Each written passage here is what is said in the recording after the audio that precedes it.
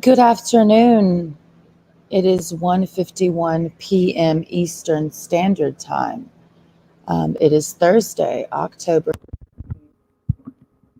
It is Thursday, October 13th, 2022, and it is 1:51 p.m. Eastern Standard Time. It is partly cloudy and around 79, 80 degrees with a slight breeze. I'm not here to do a long winded live stream because, of course, I don't know what I'm talking about. As somebody who has not been that invested in the culture of my generation, of course, because I am 35 years old. I was born on February 15th, 1987. But I personally do not feel that involved in my generation. I do not feel and have not felt for some time now connected to my generation. So, in essence, I am psychologically and emotionally removed from the goings and comings of the activities of my generation. I am an outsider, and that was a choice that I made years ago. So, it's okay. I'm okay with being considered a weirdo and a freak or whatever other seemingly derogatory terminology utilized against my generation because I don't fit in with you guys. Now, am I doing a lot? Am I trying to not fit in to develop some avant garde, um, trying to be different, trying to be woke? Am I doing that? No, I'm not. However, I am acutely aware that I don't fit into the culture, and that has been pretty apparently obvious due to my interactions with people my age in the last few months. I'm not going to regurgitate something I already have, but I am publicizing my thoughts, and I have no idea who watches this channel outside of one person. Um, but anyone else, I don't know how you arrived on this channel. I don't know why you're here. That's for you to figure out. Um, I'm not trying to be a social media sensation. I'm not trying to lead a revolution. I'm not trying to be woke. I'm not even here to really try to change anything, meaning educate or inform when everyone already knows what's going on.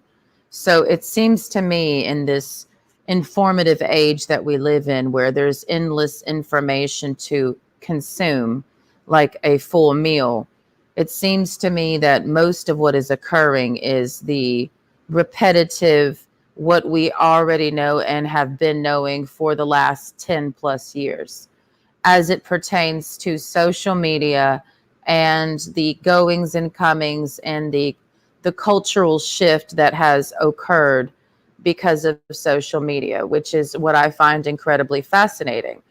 For those people who do not find the phenomena of social media to be interesting to study, you are simply, I would just say, simply dead inside, dead brained, but you are it. So you are in the petri dish if you don't look at social media as a phenomena. If you don't see social media as having vastly shaped our behavior as human beings, then you are stupid to me, just to put it incredibly bluntly and simply, which simplicity is honestly the best policy. Um, so I'm going to simply be playing a playlist that I haphazardly put together in the last 20 minutes that I feel will do a better job of discussing and showcasing a phenomena within social media that has, I would say, changed everything when it comes to male and female relations. To act as if male and female dynamics have not been incredibly altered because of social media is to be in a total state of denial and disassociation, to act like social media has not played an integral role in shaping relationships. You are in incredible amounts of denial and disassociation. And I pity anyone, as a preface to this stream that I'm about to play on its own, because I will at some point cease and desist from speaking on this stupid fucking screen. But anybody who is acting like social media has not shaped relations between male and female, I pity that person. I pity that person, as they are incapable of having a relationship. They are incapable of developing a true bond with the opposite sex because they are, quote unquote, the problem. So, to continue to preface, and I don't want to get too long-winded because I do have shit to do, so I'm just going to run a playlist that will be over an hour. Nobody has to watch. This is just shit that I found to be relative to what I feel is a particular issue that will never be solved. So in essence, this is a futile stream, but I have no problem reminding everybody that this is what I see. And I'm not going to play along with the content creators and the culture acting as if social media is not a disease. Social media, in my mind, is a disease, and it is a infectious disease. It is a mutating disease. It is a virus. And I would say the average person my age has been totally consumed by the phenomena, the disease of social media, and it has infected everything that we do. And to the point where you can't even see life without social media. And that involves when I look at you. When I look at you, I see social media because that is you, right? So without further ado, and I will just say that I'm not going to say a whole lot now, but I will say this, and I will reiterate maybe over and over again. It does. I don't know. This has not been really planned. I've been doing shit all morning, but I trust nobody who has an Instagram, just as a base for myself. I trust nobody, male or female, who has a Snapchat. This is my personal religion. I'm not leading a revolution. I'm not trying to change your mind. That's cool. But I personally, just as a rule of thumb, if they have a Snapchat, I want nothing to do with them in terms of my involvement with them as a person, whether it be friend or lover. And I want this to be I just want this to be known. If you have a Snapchat, I want nothing to do with you as a human being. If you have an Instagram, I want nothing to do with you as a human being. If you have a TikTok account, I want nothing to do with you as a human being. Those three mediums, for some reason, for me, are the worst platforms that are utilized in terms of social media. Maybe that's a little far-fetched. I'm not that educated when it comes to social media. I'm not that incredibly educated when it comes to the culture that is now, I would just call the culture is social media. There is no culture at this point without social media. And if you're looking to find the culture without social media, you will not find the culture, because there is no culture currently that does not involve those three mediums: Snapchat, TikTok, and Instagram, most specifically. Twitter is a lesser medium at this point, but most people don't even utilize Twitter. The main two, Twitter has become a platform for two main phenomena: hoes and news. And YouTube is just mostly a joke, but people who are content creators on YouTube usually,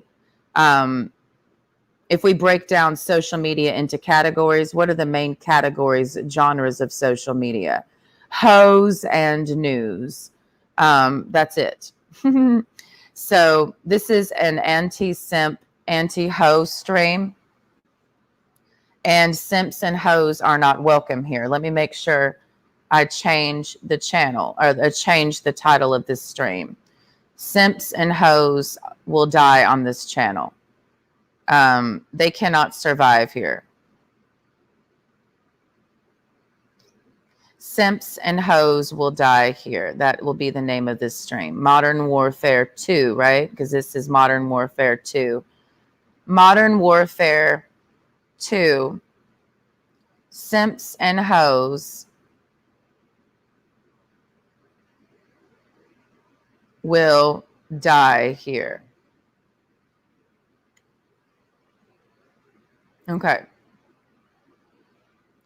Simps and hoes cannot survive on this channel. Let me say this. Simps and hoes cannot survive on this channel.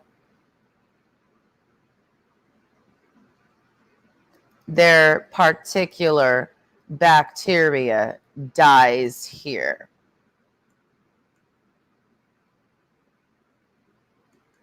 We are incredibly anti-simp and anti-hoe. Yes, I discriminate.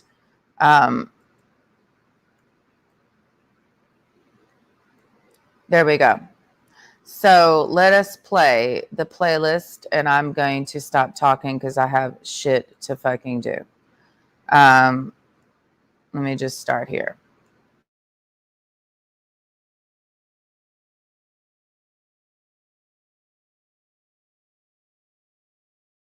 They said it's so sweet, like you could have it all. Grew up in them cold streets. It's total never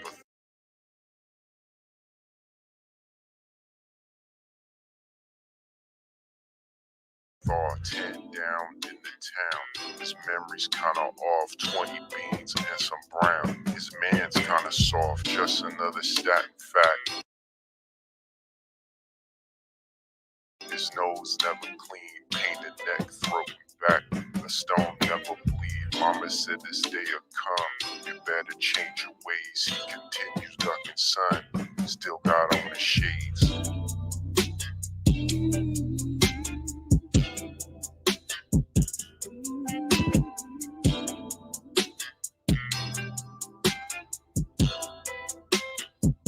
Still got on the shades.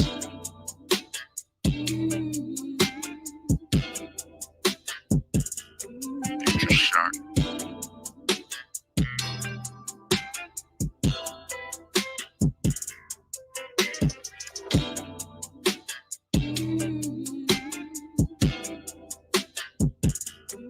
Future shock.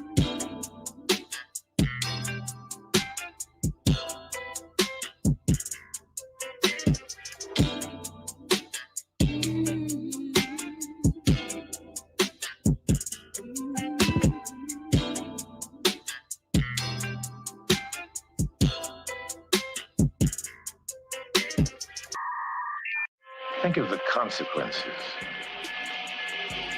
Genetics, computers, space. Peace. Peace and blessings to you all. Thank you for joining once again. Got a special one today. We're going to be talking about digital prostitution, online pimping, the new pimp and hoe game. Because at the end of the day, it always boils down to the flesh. All things boil down to the lowest common denominator, the base level human susceptibility, lust of the flesh, pride of the eyes, pride of life. It always seems to end there, or should we say start there. And what we're seeing today is just a continuation of this, nothing new under the sun. The pimp and hoe game is not something that started in the 70s. It's ancient, probably the oldest occupation. Very interesting to see how things transpire, things of old, how they transpire and tend to stay the same in its roots, just has a different surface, a different move. We're just seeing an old world practice adjusted and reacclimated for the postmodern or super modern day we're living in today. And that is just by adding the addition of technology. That's it. It's as simple as that, right? You think about the fallen nature of man, his ways, his preoccupations, his flesh, his obsessions, his desires, right? And you think about the weakness therein. You think about the susceptibility to wrongdoing, to evil. And then you put highly influential, powerful technologies in his hands. Put him under leaders that have no faith outside of their own accomplishments or their own abilities, have no real faith, believe in nothing, right? And all they really look for is to focus on self and exaggerate self. And I think that's just a common it's a common practice today, just in general. I uh, did the repost yesterday of my narcissism work and how important it is to understand the history and also some of the details with regard to narcissism, mental illness, which is rampant because of the internet. And I think the internet is a breeding ground for mental illness as well as narcissism. I mean, today people are so there's a thing. People aren't real on the internet, especially when, say, they're hiding behind avatars or hiding behind some type of image opposed to putting themselves out there. And what this breeds, thank you for being with me. This breeds not only a weak society, but it deteriorates I guess the most important aspects of life, of man and woman. What it does is it creates a world of even more pain than already exists. What you discover is through this internet culture, this internet life that we're living now, all of the real cowards come out to play. All of the real cowards come out to play because now they can hide. Uh, and and the worst part is the narcissism is increased because of the saturation of people online, right? There's millions and billions of us online, and what this does is it causes people to feel invisible. And we're now living in this hyper real, realer than real, more human than human, right? As Nine Inch Nails said. I think that was a Nine Inch Nails song. Or no, that was a Rob Zombie song, I think. More human than human. Could be wrong. But it's interesting how this is all panned out. And what you find now is people live on the internet, and the internet provides them a place to demonstrate all their most base level uh, behaviors, or a place where they can live out their most yeah, Rob Zombie, that's what I thought. Thank you, Homeland Conspiracy. I like that name. Thank you. It increases the negative aspects of mental health. Also can increase the positives too. It's not all bad, okay? But there's a rule and an exception. It seems like the exception is the good, right? It seems like the exception is the true, the worthy, the good work that you find on the internet, opposed to the mountains and mountains of nonsense junk food, virtual junk food, truth or junk food, all of this stuff that is pretty much pointless. And the internet has allowed people to hide. It allows people to be as aggressive as they can without having to, be accountable for their behaviors. I find it so fascinating how the trolling culture has just blossomed over the last several years because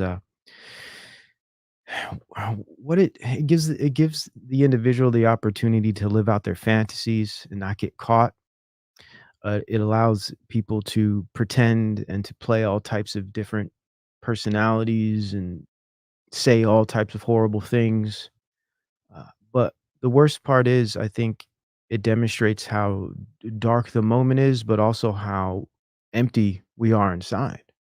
You know, for the most part, the internet, aside from the good parts, the internet is just full of people with hatred in their hearts and looking for someone to take it out on.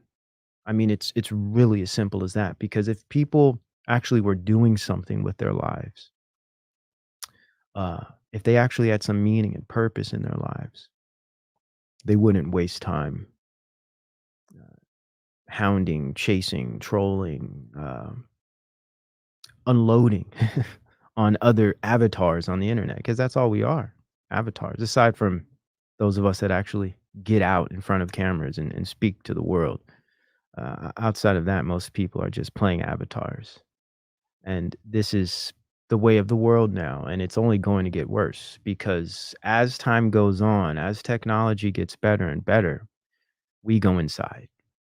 We go more internal. We go more inward, right? And this is why it's so important to have a faith, to have your feet on the ground, and to believe in truth. Uh, so really, I'm opening up this show today with this, because I think it describes where we're at as far as darkness. We're almost in this new type of dark age. We're opening up a new dark age. Some would call it a new renaissance. I would also call it a new enlightenment. It's all of these things wrapped up in one. We're seeing the aspects of the new renaissance by way of the new art movements. And they're not all bad, but they're definitely not all good. I think Dolly is an example of the bad. You know, we have AI artist software now that is single-handedly deconstructing things like fashion, things like architecture, um, and also just simple concepts like the artist. It's going to become an old idea. There's software now that draws, writes. There's even AI writing software now that can form your sentences for you and come up with words. You know, for me, someone who's been writing since I could hold a pencil, been drawing since I could hold a pencil, been making things with my hands since I could move them, from my memory at least. Uh, Someone that has spent their life in many mediums creating out of mere, I guess, maybe it's nature, right? So some of us are born into this world this way, right? And for someone like me, and I'm sure you guys could agree if you're similar, to see where technology is taking things like creativity or art, to see where technology is taking these things, is it's just depressing. Um, because soon enough, the artist, the writer, the creative will be replaced like everything else. Like everything else. Automation, the lack of human intervention, there will be very little need for human capacity, for human nuance, for human creativity, because the computer generated creativity will be looked at as better, as higher quality, or more accurate, more real. And this is the concept of hyper real. Okay. And we're really moving towards this a transition in every way possible, from the economy to the arts, to socialization, sociality, how we get along, how we meet, how we learn about each other. All of these things are transitioning very, very quickly. But these are all old things. Nothing new under the sun, right? This is stuff we've been watching for forever now. And here on this channel, I try my best to document these things and share my studies with you guys to my best ability. And things are now getting rather dark in a way that we couldn't say even 3 years ago. And I think OnlyFans is a perfect example of this. But then again, this isn't anything new. This is an old occupation, ancient, okay, but one that has remained due to its base nature. Think about this. All fails in a world where it's hard to survive, it's hard to get a job, it's hard to find work, it's hard to make a living. Most places, it's hard to find a livable wage. Most places, even renting an apartment is difficult because of the pricing and labor force changing. With all this being said, what will always make some money? Always. What will always be valuable? Let's just say it that way, because what is money but agreed upon value, right? For transaction of value, social convention. That's all money is. But what will always be valuable, no matter where the economy goes, no matter how society changes, always be valuable, no matter where the economy I have to say this real quick. how society changes. And this guy,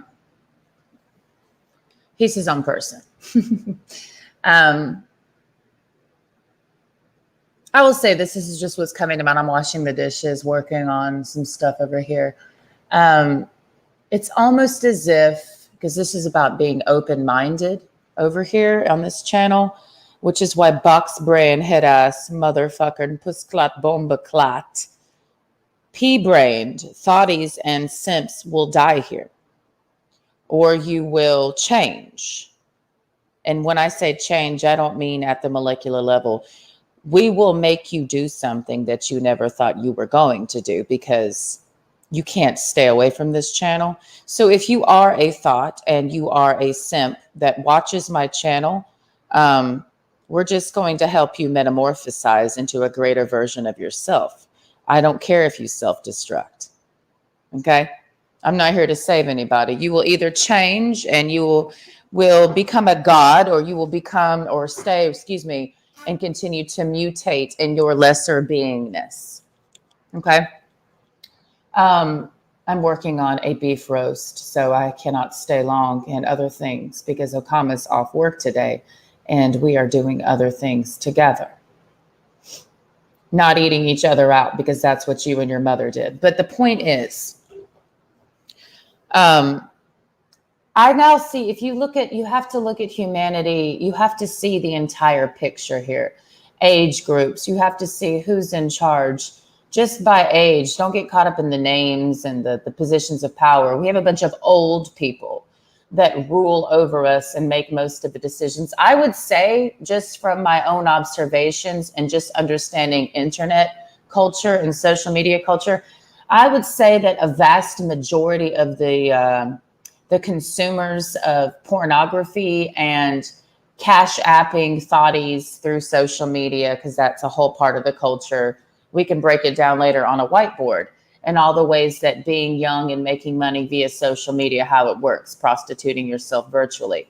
I would say the main consumers of that are 50 and up elderly people, because, I mean, you can be anonymous and buy pussy on the internet. I would say that the 50 and up club, the boomers, are the ones who purchase the most sex virtually. And it makes perfect sense.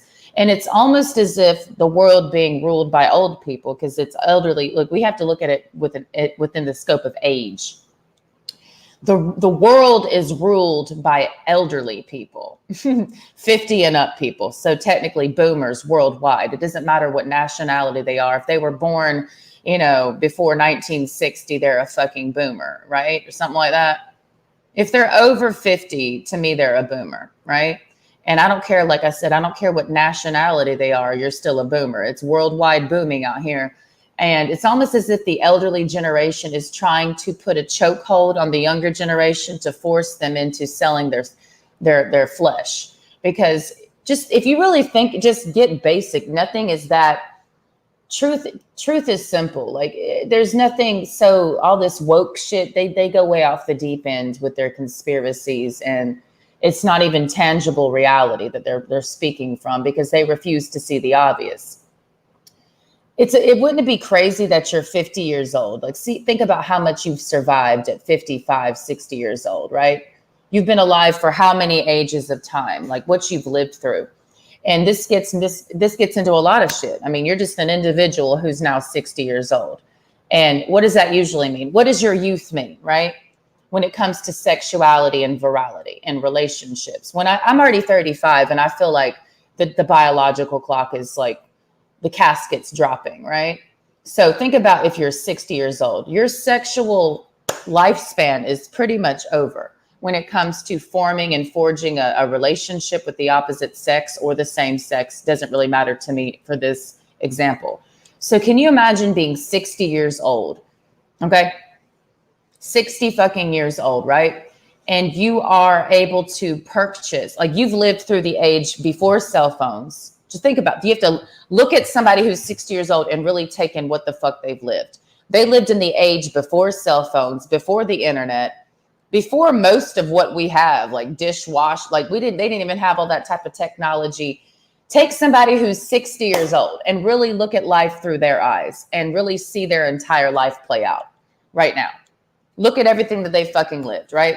To be 60 years old, your biological clock is pretty much dead, right? Your sexual virality, I mean, there is a decline when it comes to your sexual prowess as you get older. That's the whole idea of staying young, because being youthful equals sex and lots of it, right?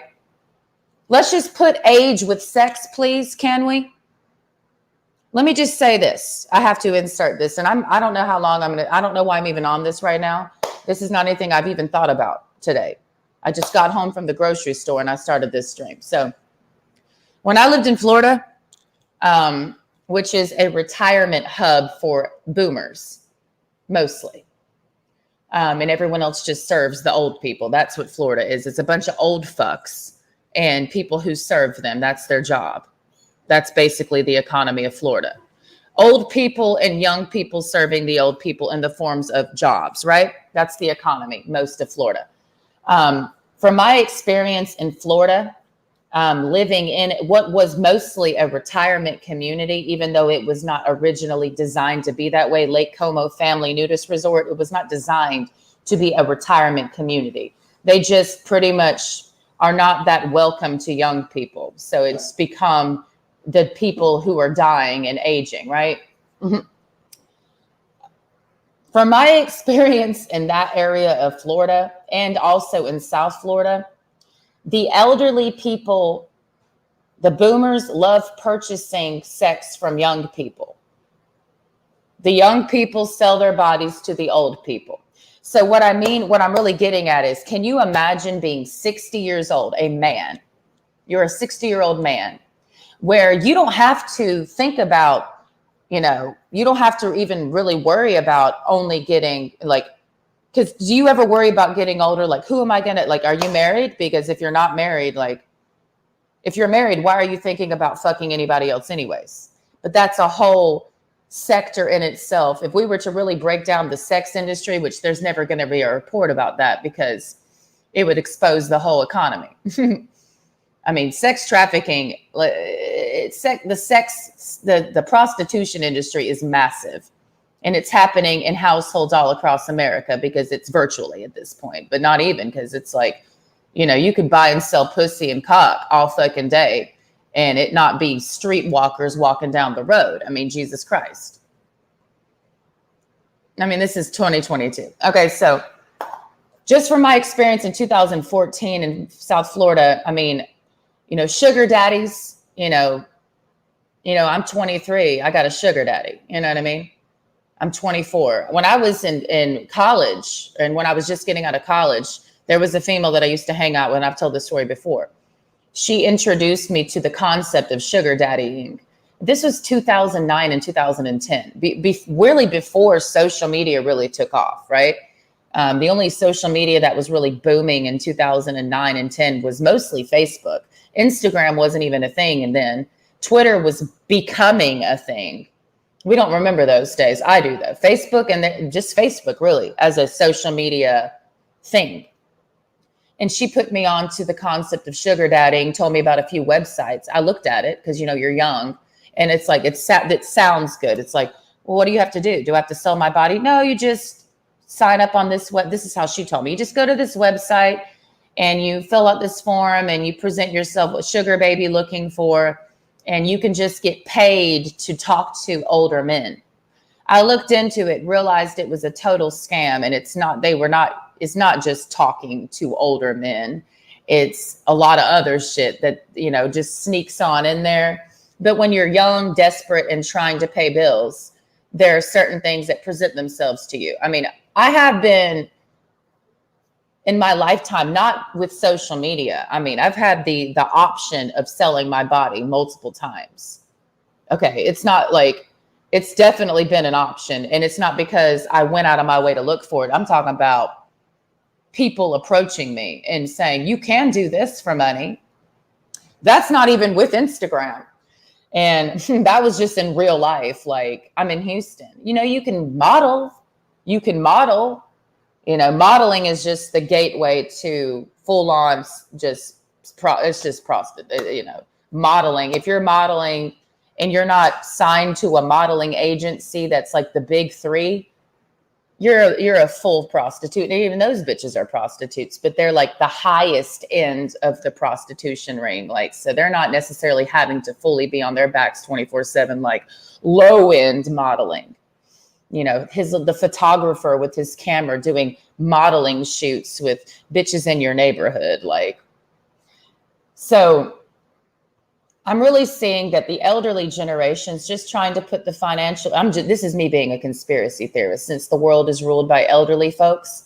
And I'm talking about in all markets. I mean, the whole system, the whole world economy is ruled over by the boomers, right? So it's like they can take, like, you already had your chance sexually and you fucked up. So they still want to take advantage of young bodies. Nobody looks at anything like that. I just see the elderly trying to take advantage of young bodies if they can. And if they can force everybody financially into a bind where it's like impossible to pay rent with this job and blah, blah, blah, blah, blah. Well, I mean, I got to find other. And then the elderly people are like, oh, true, I'll pay you to suck my dick. It works out because we designed this world for you to live in, because we were born into this world, and our generation is not ruling the fucking world on any level. Not in the White House, not in the Hill, not the Capitol.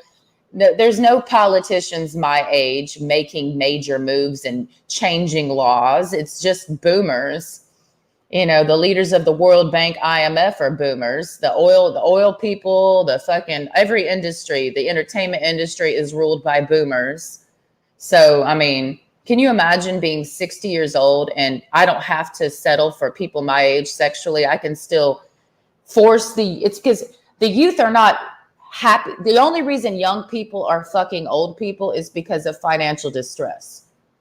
If there was no financial distress, there is not anybody in their sane right mind. There's no 23-year-old who's full of sexual vitality that is willingly going to suck a 60-year-old cock. And these elderly people, and I've dealt with them like in terms of home health care and just like certain blah, blah, blah, like long story short, okay, not prostitution, but they like to operate through pity. Like, I'm old. Nobody wants to suck my dick anymore. Like, it's that shit. Like, oh, well, you had your time. You're a fucking parasite.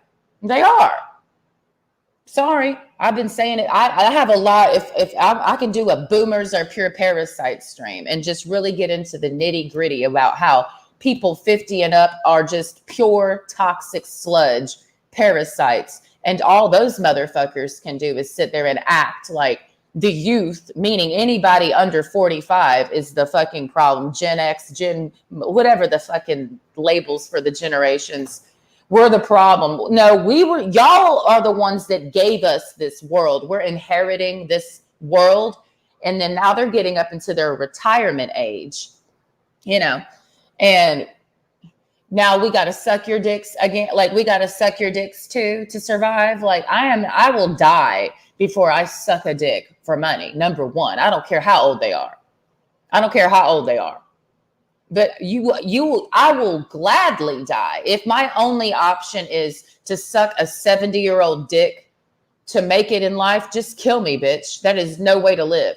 And there's a lot of people, male and female, who sell their bodies to old people because the old people, they've been as financially established for a while. And shame on them people. Shame on them old people who are taking advantage of the youth.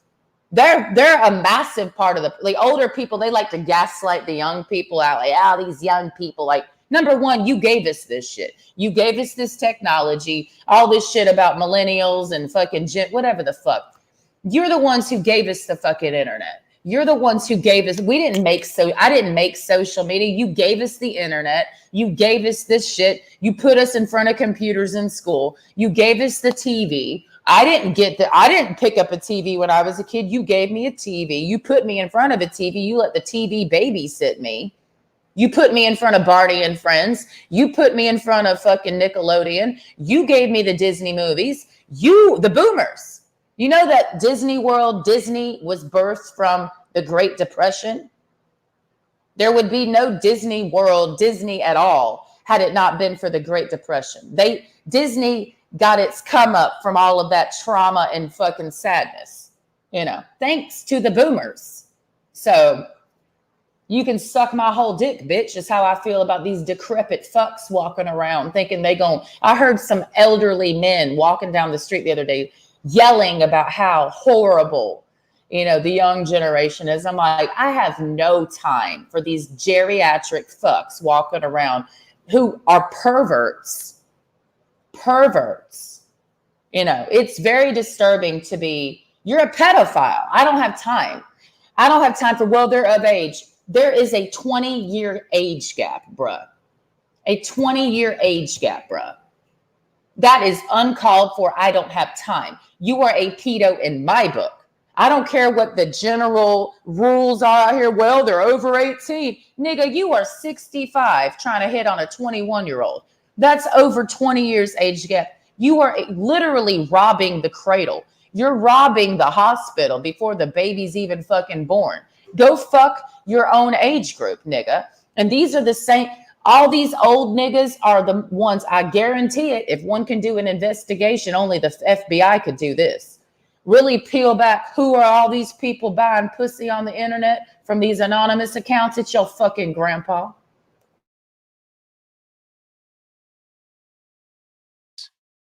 Yes. The woman's body will always be valuable and could be argued in the worldly sense, the most valuable thing on the planet. Kitty rules the world, as many hip hop artists have said in the past, and it's pretty damn true when you just look around a little bit. It'll get you into some serious trouble. It'll ruin your life. It'll ruin your marriage. It will destroy your child's mind. It will wreck the future of civilization as we know it, if not addressed properly. So today I'm going to try to show some things here. It's adult themes throughout. Okay. Putting that out there now. Very adult themes. We will be talking about adult stuff today. And it has to be talked about. At least someone got to talk about these things. And it's not like I'm the only one, of course, but I think these things are important, especially in relation to where we're at. Some of the big dogs, on the internets, the interwebs today, some of the big time influencers got to be talked about here. So I'm going to, as usual, show a little history, some references, how we got here, at least aspects of it, right? Because we are going to this new renaissance, right? New art. But it's almost like a new dark age too, in the sense that there's not necessarily a technological blackout, but there definitely is a moral blackout, right?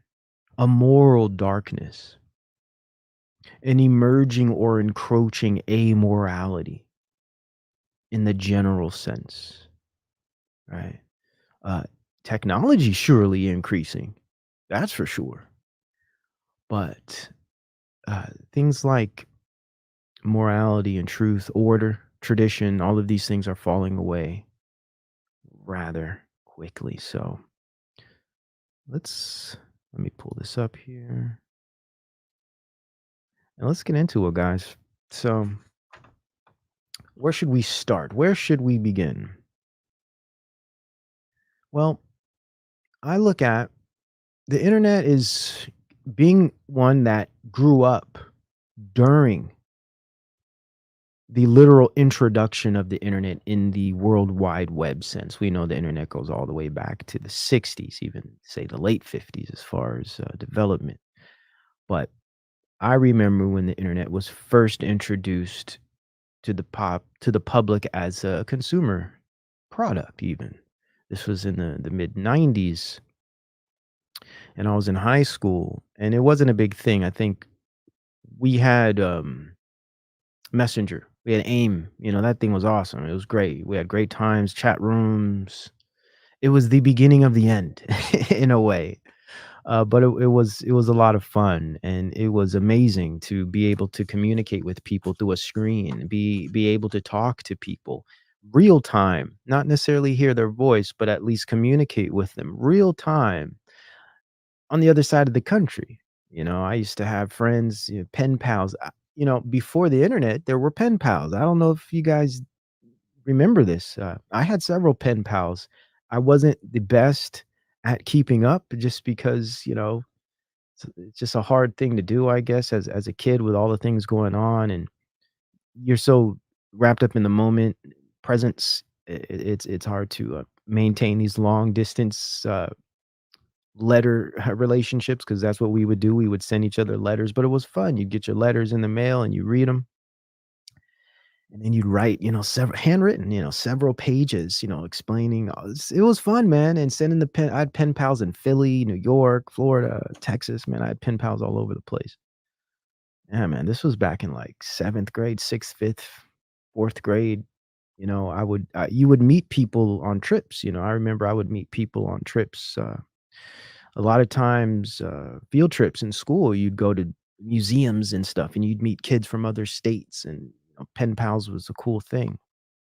And just to see the transition from pen pals to AIM and instant messenger and really basic internet websites to literally selling one's images, sexual images online to make a very good living.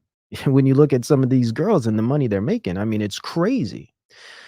In a matter of, 20 years, it's just amazing. And some could say economically, it's awesome because now people can make money so easy. And, there are great things about making a living online as far as productivity, efficiency, all of these things. Yeah, great, right? But there's also a lot of negatives, and we lose things. We lose things. Walkman to iPod, says Rumble in Humboldt. Spot on, man. Yeah, absolutely. Absolutely. That whole transition is fascinating. I touched on it a little bit in my Astro World documentary, but there's a whole heap of research I've done in that Just want area to as say far this as the really quick. development of music technology that I've not really touched on a whole lot yet. Damn it. I'm saving some of that stuff. But Hold yeah, on. man, you're Sorry. right. It's so deep when you go into some of the history, especially some of the literature. I'm listening to this while I'm multitasking, doing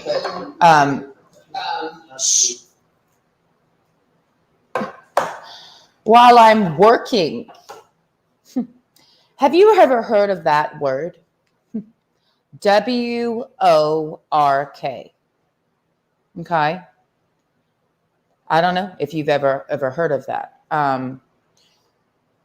Some of you have your opinions of me, and I have my opinions of you, and thusly we exchange that information.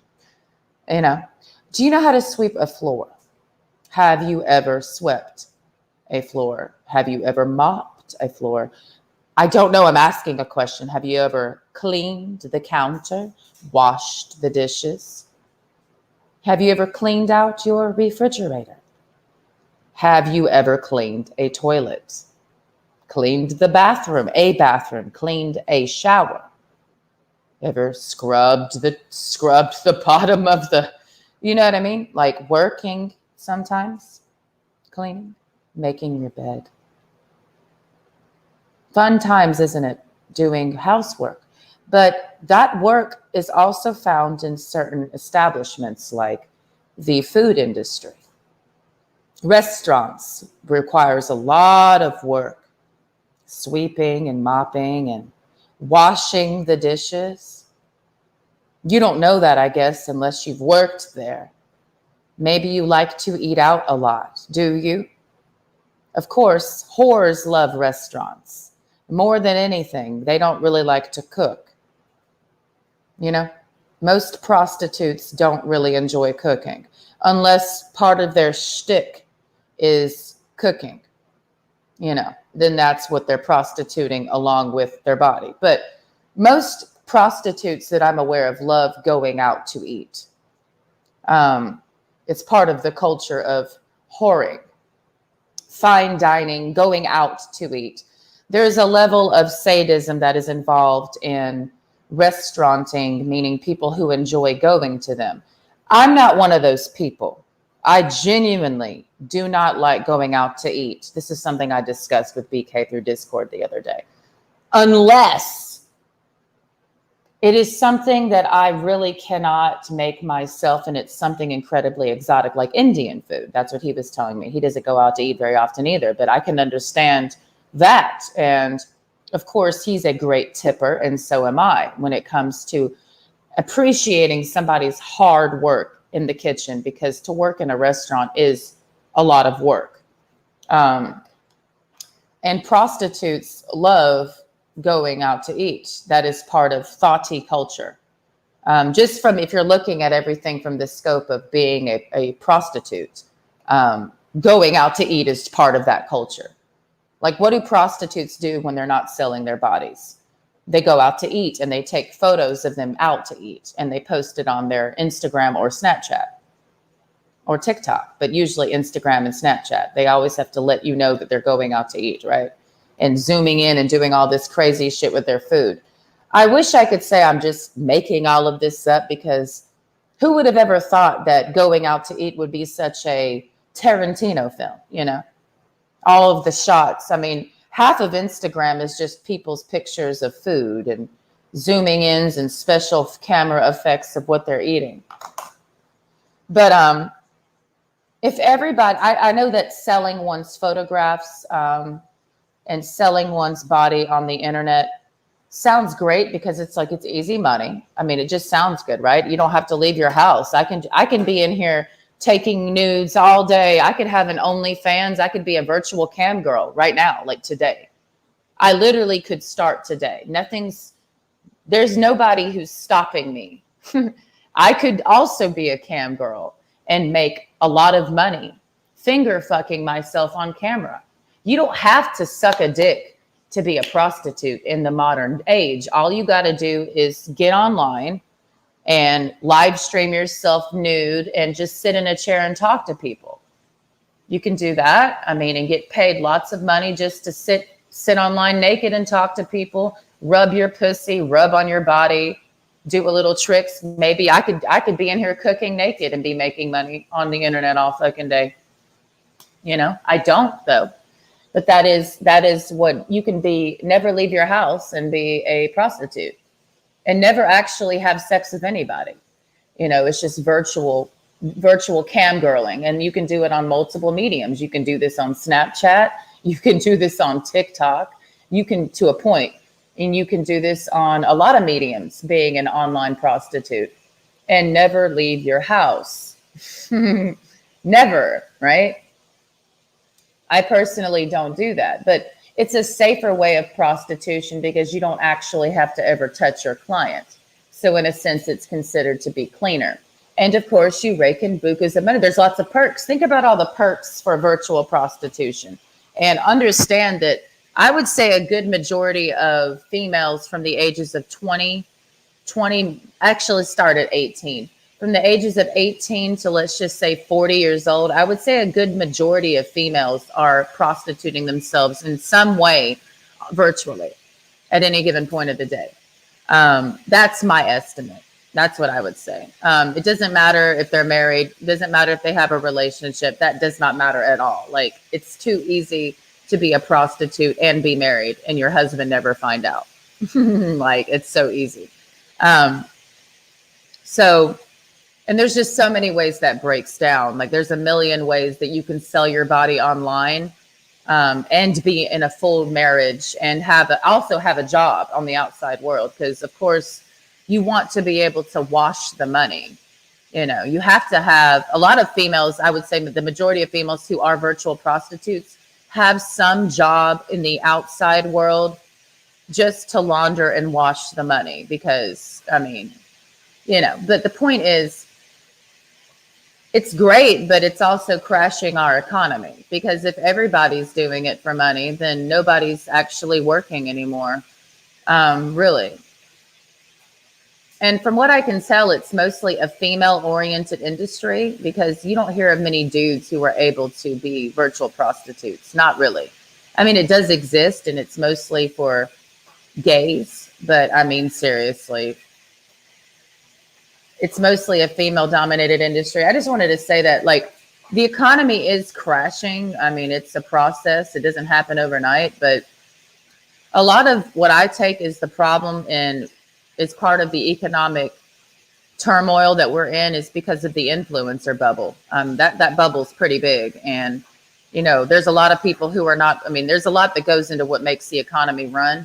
And it's a whole, it's a whole thing, So when you just have a bunch of people that are not occupying job sectors because they're influencers and they're selling ass on the internet all fucking day, I mean, that's a dead zone in the economy. It's a bubble and it's going to pop. And I'm really can't wait for that moment. I just wanted to say that as an insert.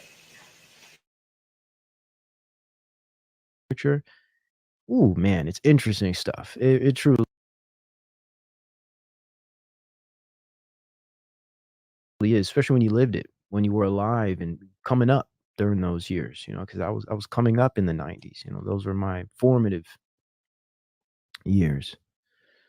So it's interesting to see how far we've come and where we're at and how crazy things are now. It's like these poor kids, man. We didn't realize it, but let's go back a little bit. Let's go back to the 90s. Let's go back to the 90s. Let's think about some of the things that started this new online personality, online identity wave that I personally believe has created a type of pandemic uh, of narcissism. It's clearly endemic in that the general population is, to a degree, extremely narcissistic, and I'm not talking about what some would call healthy narcissism. Again, I don't like that term. I think narcissism should only be something negative. But if we're going to use some of the academic descriptions for this, you know, I'm not talking about healthy narcissism that would suggest confidence, right? Be positive self-regard, all of these things. I'm talking about subclinical to malignant or clinical narcissism, where people are truly pathological in their behavior, such that it damages their relationships, and it uh, it hinders their productivity in the world and success in the world, because they're so preoccupied with the broken self, which is all narcissism truly is. It's an inadequate self. It's the instability of one's self construct. And what's interesting now is you have a lot of the new atheist movement, and we'll eventually get into some of these papers. I kind of got it on the side just until I think it fits. But the new atheist movement, the Sam Harris crowd, et cetera, are pushing this whole new thing about how the self isn't a thing. So they're trying to retract all of this very, very rich and deep self psychology. And this isn't to say I agree with all of these works, but to just throw the whole concept of the self out of the window is really interesting. And especially when you understand transhumanism, you get, oh, well, this is perfect. This fits the transhumanist slash post-human world, because without a self, you become open to become anything you want. You become a vessel for machines. You become a vessel for data. So they have to push out the idea of self construct, the identity, self over time, the developmental self, developing the identity. Yeah, they have to throw all these old world concepts out so they can introduce the transhumanist ones. It's so interesting. I don't want to get off topic because I can very easily with that one, because it's an interesting one. But let's go back. Let's go back to the 90s and look at some of the from my perspective, from my studies, my historical research, uh, these are some of the hallmarks of this slow development that I've discovered. Uh, I always go back to reality television, right? Because reality television was, in my view, the beginning of the influencer, the beginning of what we would later discover as social media. Social media before application, social media before smartphone was on TV screens, um, called reality television, where you would have these worlds, these non-television worlds put on television, and non-famous or non-celebrity people become celebrities. This became the new type of social media in that, or a proto social media. One, it's media, clearly, but two, it's social in that these are normal people picked from the everyday social community or society. These aren't people in Hollywood, per se. Okay. So we could definitely go back to MTV as being really the hallmark for the war on the identity, the war on the youth, which is just the continuation of the counterculture of the 60s, in my view. Uh, MTV kind of picked up where the 60s left off as far as merging music culture with sex and youth identity. But there's figures. Okay, so we have reality television. I believe the real world. Now, before reality television, we had something else. Uh, and I did a video on this back in one of my earliest videos. It's not even on YouTube anymore. This was in like 2016. I did a video on the importance of daytime television and talk shows. So my trajectory, from just my understanding, I could be wrong on some of this. This is just how I see things. But what we got was the introduction, first off, of game shows. Now, well, some of us grew up on this stuff. Okay. So I'm not demonizing these things. I'm just saying that they have influence. And sometimes people are influenced by something and take it and defile it. Okay. Game shows. Game shows were like the first social media. Because if, again, media and the social component, the social, for me, from my perspective, describes including the common folk, the society, the social community, everyday people. You would see everyday people go on game shows. A Wheel of Fortune, probably the best example. Jeopardy, Family, what is it? Family Feud. Gosh, I used to love Family Feud. Love that show, man. So yeah, these are historical things we enjoyed, but they were introducing the common man to stardom, to a semblance of fame. The Price is Right. There we go, Jules Ferrer. That might be the most important one. That might be the biggest one, right? And then there was the dating games, which was the introduction to things that we would later get in the form of Tinder, right? So we had the dating games. What was it? The Love Connection, right? This was the first social media. Again, media, it's on TV, social, it's bringing everyday people from the society onto the stage. Everyone is getting a chance to get their 15 seconds of fame, right? And then from game shows, we went to daytime television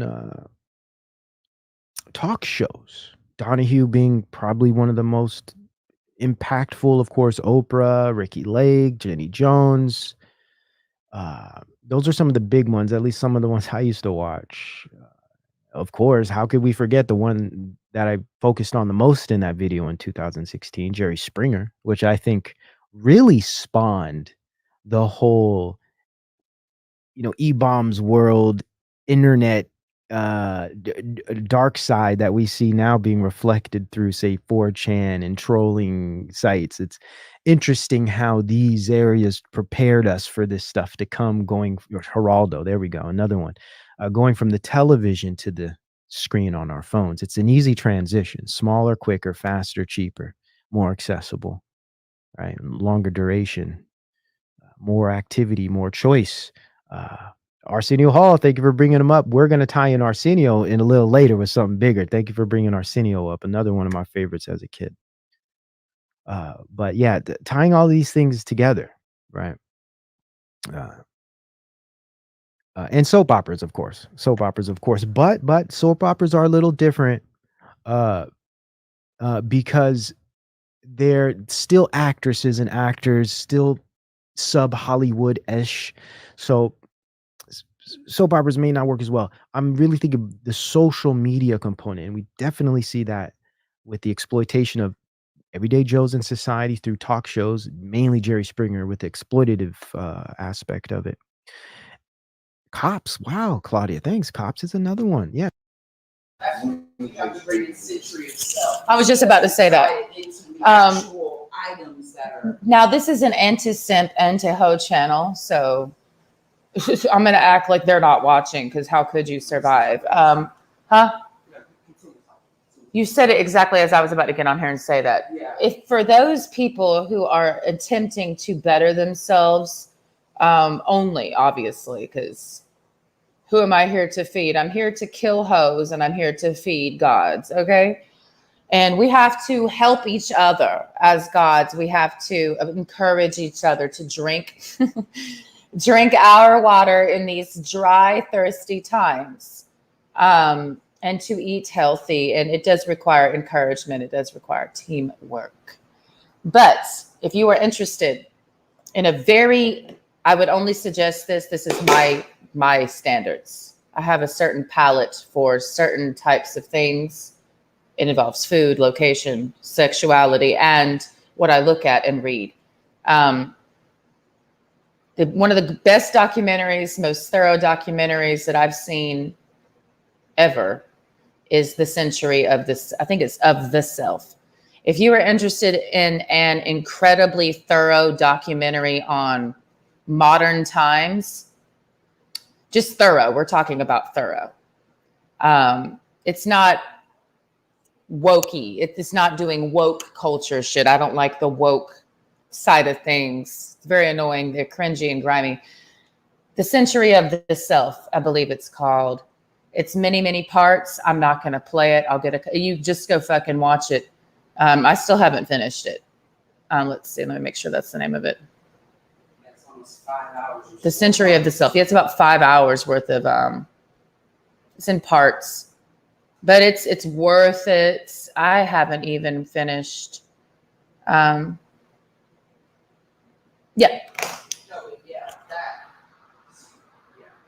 But I do like what he's saying.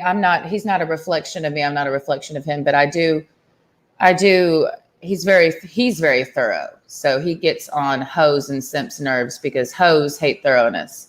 It's the pea-brainness in them, and so do simps. So, thorough people enjoy, the droning on and on with all the technicalities. Hoes are simple. They only focus on a few things. And that's what you have to understand about hoes. I don't like to spread fear propaganda when it comes to hoes. I feel like in the masculine side of everything, there's a lot of fear propaganda, big beware signs, and a lot of caution tape when it comes to thotties, hoes, and succubus. Like, gods don't fear hoes. Hoes are like fleas that you like it's nothing. Like, so I don't feel the need to add a lot of gasoline onto the dwindling ash that is the hose, because there's nothing to be afraid of when it comes to, they're all this be afraid like of temptation. Like, that's a lot of the male-oriented propaganda when it comes to these species of females, because they're not what God created. They're a species, a subspecies of the prototype female, right? They're not Garden of Eden female. We're just using the Garden of Eden as a symbol, by the way, of purity. So whores, prostitutes, thotties of this day and age are a subspecies that are not to be the male gender has. I've always felt this. They get bombarded with the beware of her, be afraid. It's the succubus, it's the Jezebel spirit. Like, dude, if you're a god, there ain't no hoe can tempt you. I don't have time for beware of temptation, like out here being afraid of being tempted by a hoe. Be afraid, don't be afraid, because either you want her or you don't. It's nothing like being afraid. All this gaseous ideology about succubus. Hoes ain't shit, my nigga. Like, there's nothing to be afraid of. Like, this idea, like, to me, that's also a succubus propaganda arc, because if a succubus can get a dude to think that she's this super mastermind that you got to be like on your P's and Q's all, like, she's not. Hoes are not that smart, dude. There are dudes out here acting like these mastermind female. Beware, these thotties out here. Like, if you're getting got by a thought, your IQ was already drought.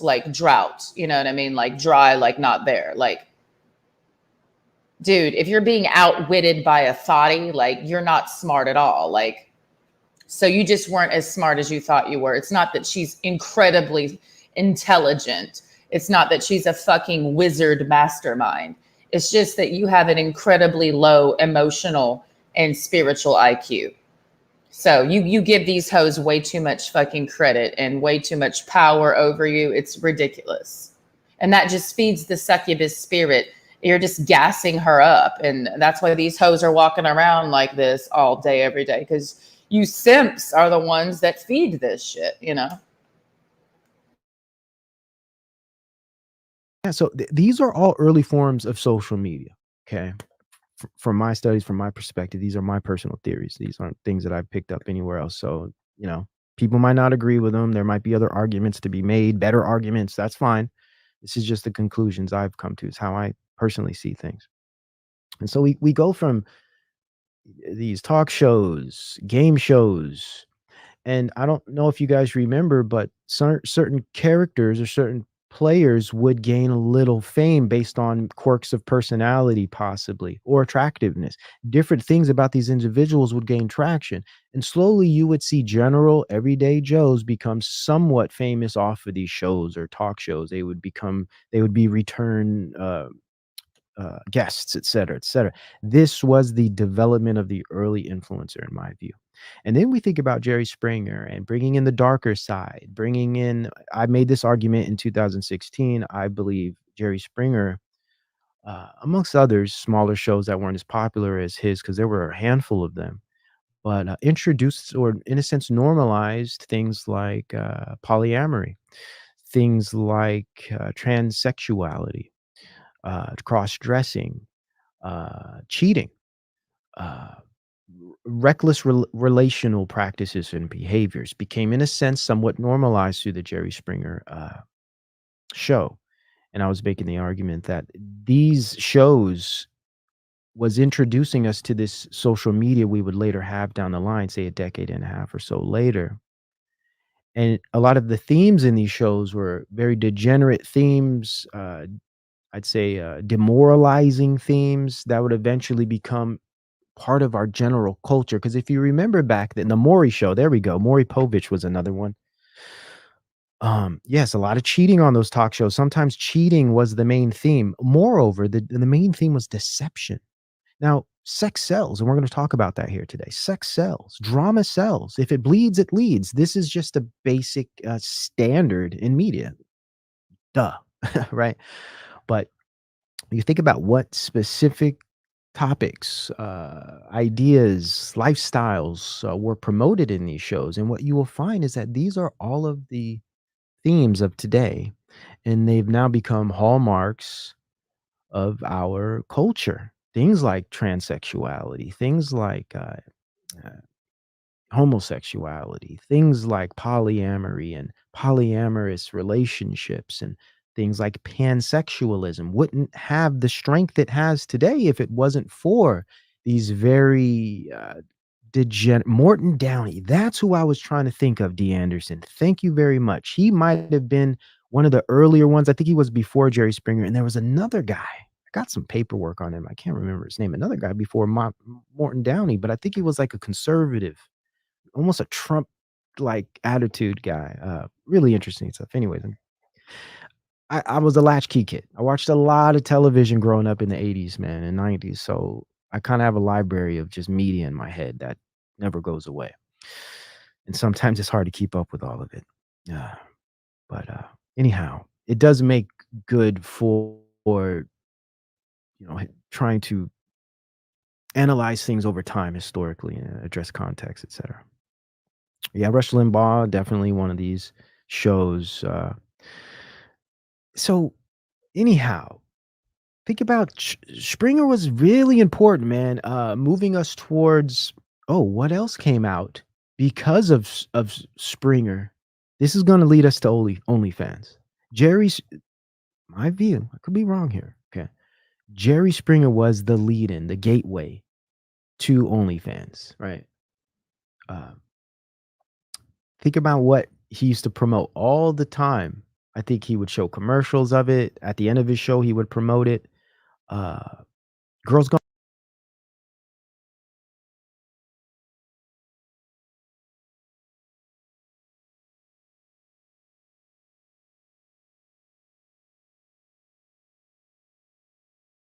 As a woman, if y'all see the struggles that the women before y'all went through with child support, babies, all of this stuff, raising kids on their own, struggling.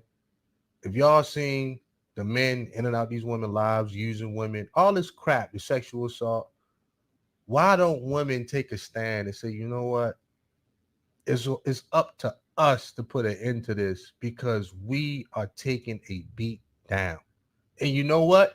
If we got to be single, if we got to be abstinent, if we got to live in the church, if we got to do whatever it is we got to do, if we got to make one giant condom for everybody, let's just go ahead and do it because we are taking the beat down. But I don't hear women talking like that. I don't hear women putting out messages like that. We still playing the blame game. So for me, I agree. I agree with you. It's one of those things like women want more. Women want to give more sexual access. So now they'll take the sexual access from the men and give it to the other women. They're like, you know what? Like how many women dealt with men their whole life? They get 40 years old, get tired, start dealing with women. And they done had kids. We've seen this time after time after time again. So they still giving away sexual access, but they just take it away from men. Like you would think at some point, a lot of women would just realize, you know what? Sex is the problem. And sex is not a problem. Sex is a beautiful thing, but reckless sex is a problem. Giving my body the most, and I'm going to say this because we really got to go.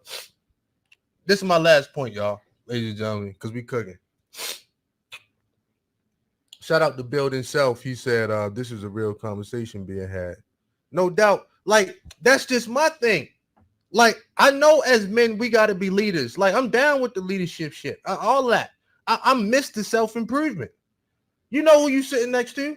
But I got to keep it real because I'm like, you would think there would be a conglomerate of women that would just stand up and say, you know what? Yes, as women, we are in control of our bodies, so we're going to take full control of our bodies. Yeah. We don't want men to shame us, so we're going to take accountability.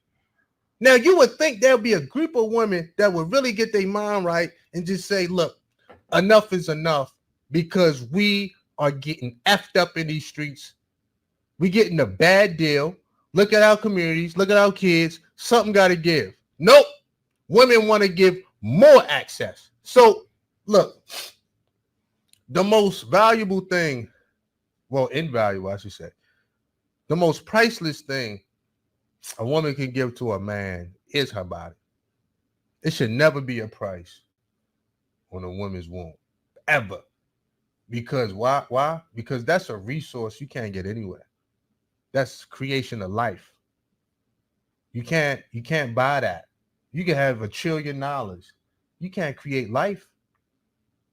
You can get everything else. The most valuable thing on earth. Now think about this for a second. The most valuable commodity. If women stop having kids, that's the end of civilization. For real, it's done. If women wake up tomorrow and say, we ain't having no kids, the most valuable thing a woman can give a man, she'll put it up for auction. She'll give it away for free. She'll let dudes abuse it, use it. This is my. No, I know. This is my. I'm so emotional right now because of what you're saying. But what I'm saying, the most valuable thing a woman can give to a man, women give it for free. And that is such degrading. That is such a degrading thing that women do, and they don't realize what they're giving away. You know what I'm saying? That's a priceless commodity, man. I don't even want to call it that. That's the God-given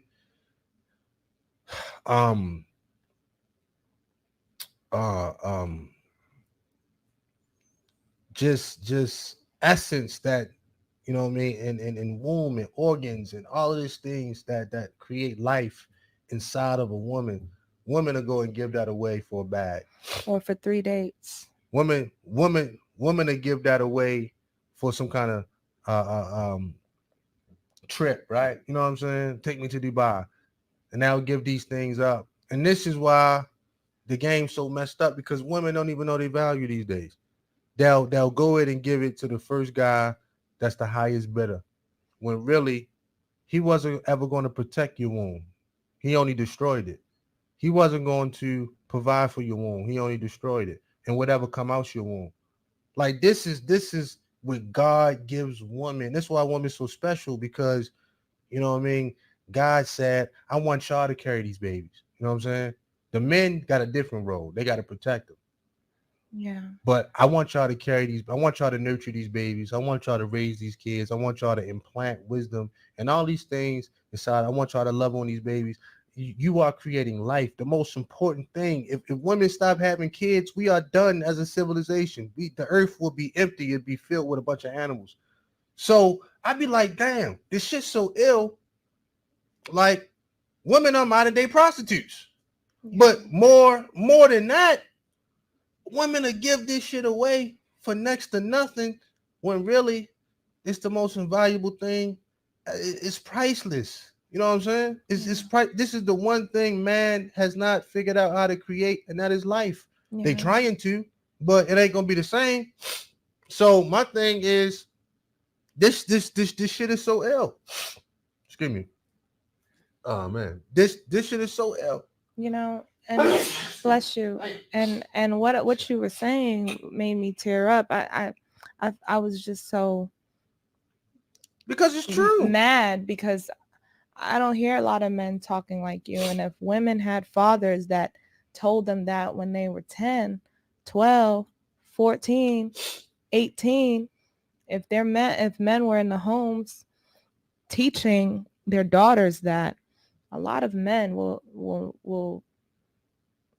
there will be a lot of less weak women. And that's the bottom line. Almost every woman, and especially in the Black community, are weak women. We're all weak because we cannot close our legs. We feel like we have to submit. We don't know our value of our vaginas. We have babies for anybody.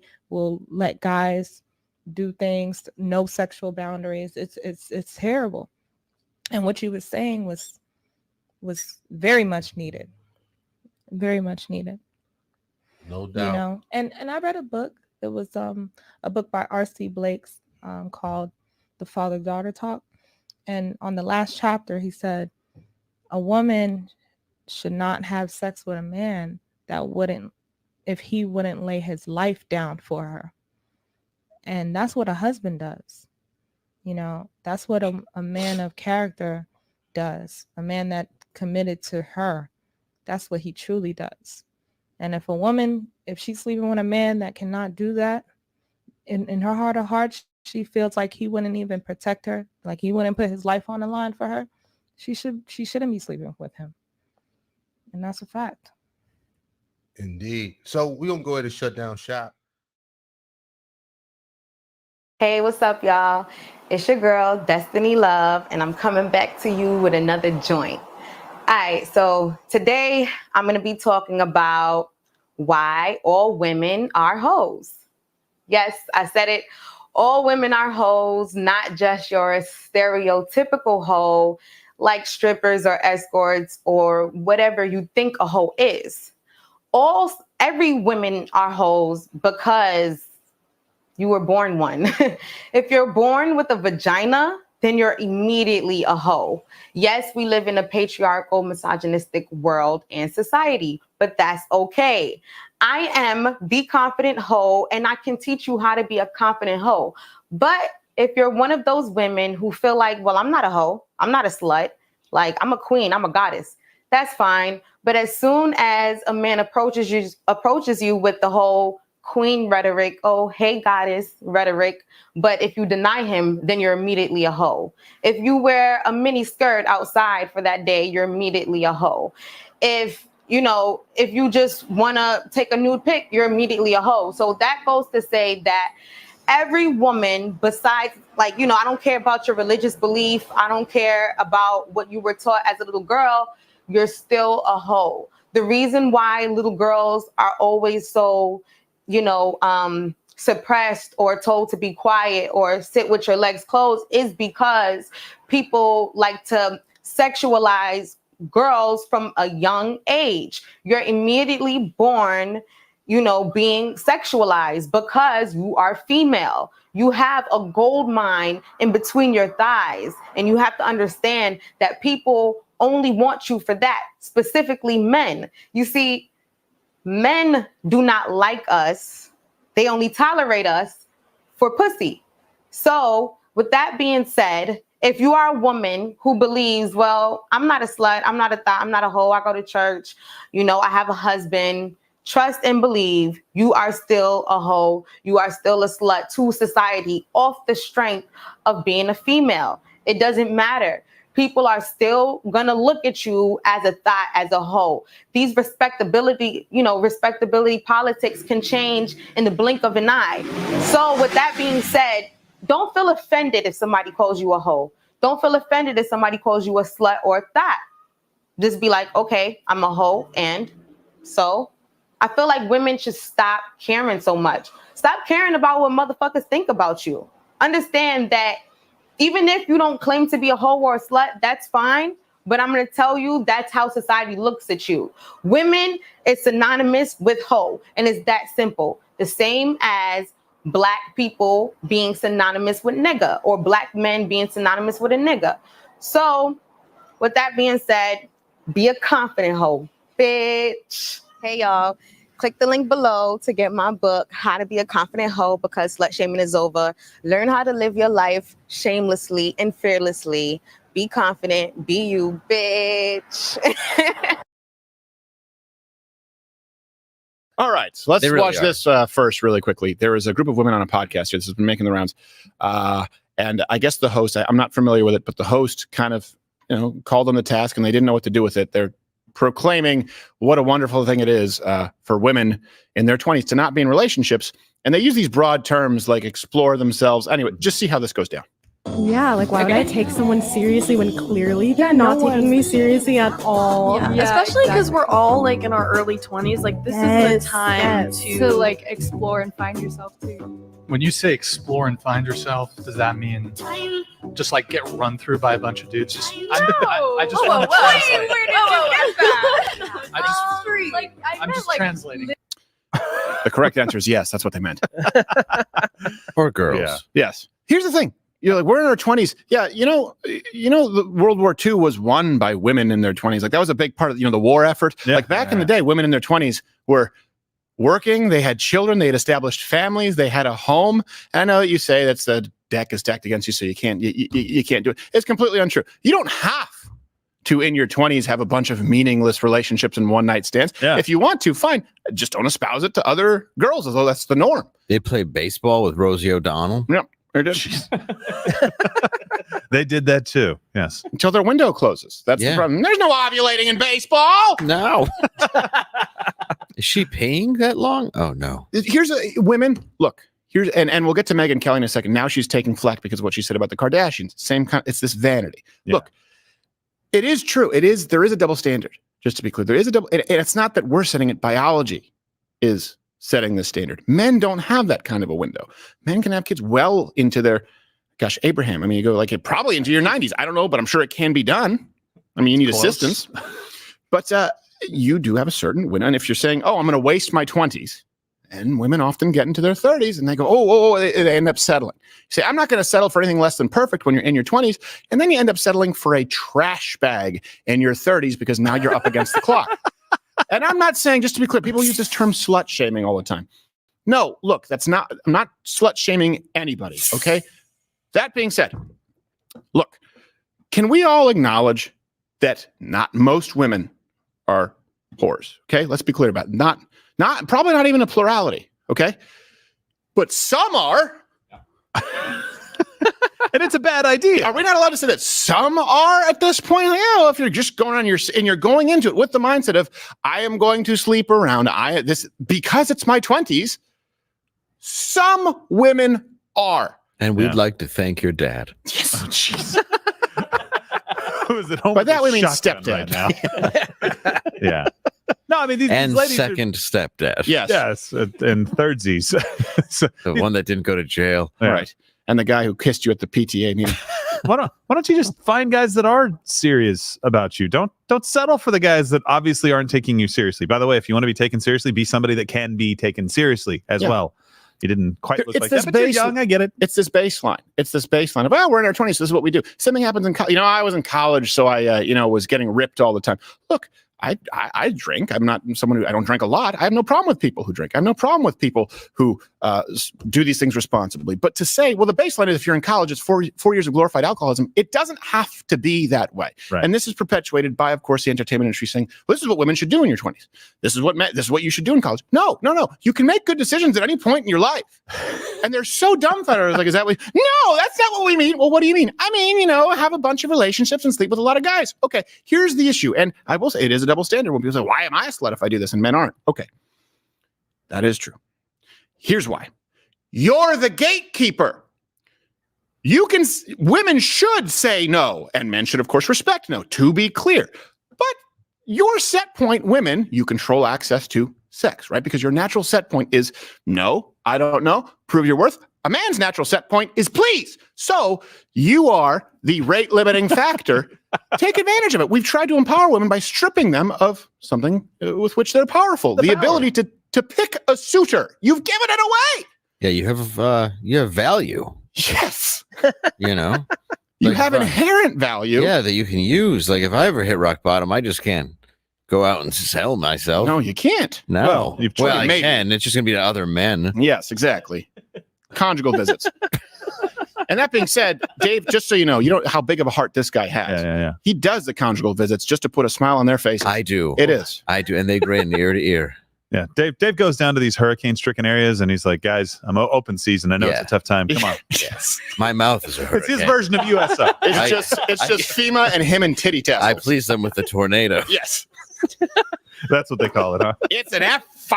Yes. That's more like an F1. So this ties into, do we have it? Megyn Kelly. Megyn Kelly is catching flack right now. And for wherever you line up, if you agree with Megyn Kelly or not. It's like a penis. I'm sorry. Oh, okay. Well, there's a rocket going on. I know. We're all children. Guys, I'm gay. Oh, boy. Yeah, I'm not. That does, though. So Megyn Kelly is catching flack for what she said. And people are mislabeling this, just saying she just called the Kardashians evil. That's actually not what she said. And I think she had a pretty good point. And I think that she actually couched it pretty effectively.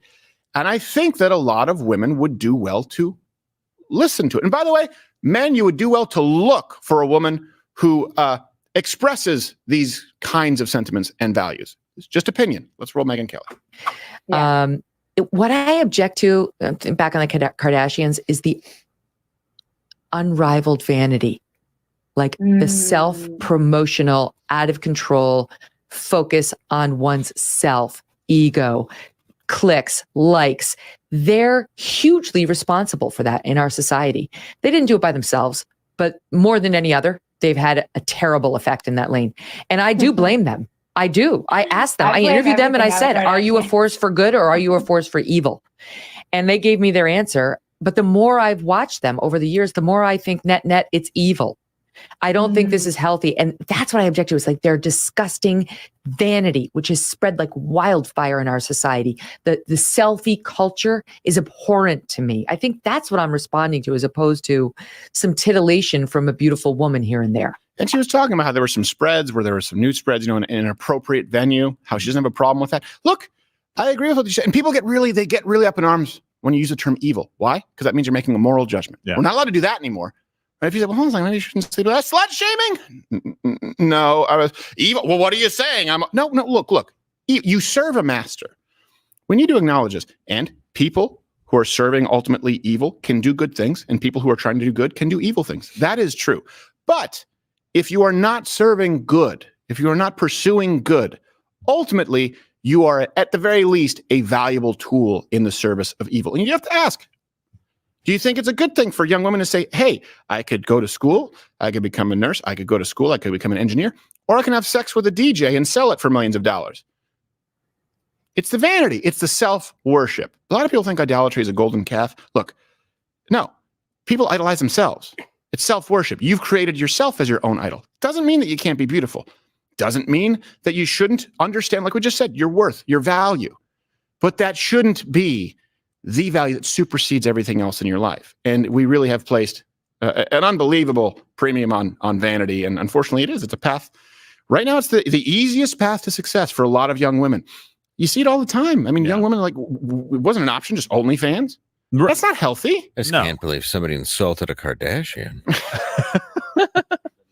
Stepped out on a limb. But she's catching flack for it, not because people hate the Kardashians, but they hate the moral judgment more. Like, how dare you say that? Look, it's her opinion. I think she's right. Yeah. Yeah, I mean, I don't know. Is it really a chicken or the egg thing, though? I mean, you have to look at reality television came before them. I mean, OJ, as a result, they were spawned off of that. They're making money by whatever you want to call the influencing, whatever it is. There's so much of that in our culture that I wouldn't just blame them. Like, I wouldn't be able to call them evil and not just say it's kind of part of the entire internet wave that we've created as a culture. But she didn't call them evil. That's like, she didn't say you're evil. She's saying the culture of it can be. She's saying, yes, are you a force for evil? In other words, people may not realize that. She's not saying you're an evil person, but ultimately it's an evil force. Look, young women are unhappy and young men don't want to get married. Yeah. You can argue till you're blue in the face that what we're saying is wrong and it's offensive, but it's like, that's just a fact. Women are less happy than ever in modern American history, and fewer men than ever want to get married. And women say, well, are you saying all women want to? Not all women, but most women want to get married. Watch Louder with Crowder live, Monday through Thursday, 10 a.m. Eastern.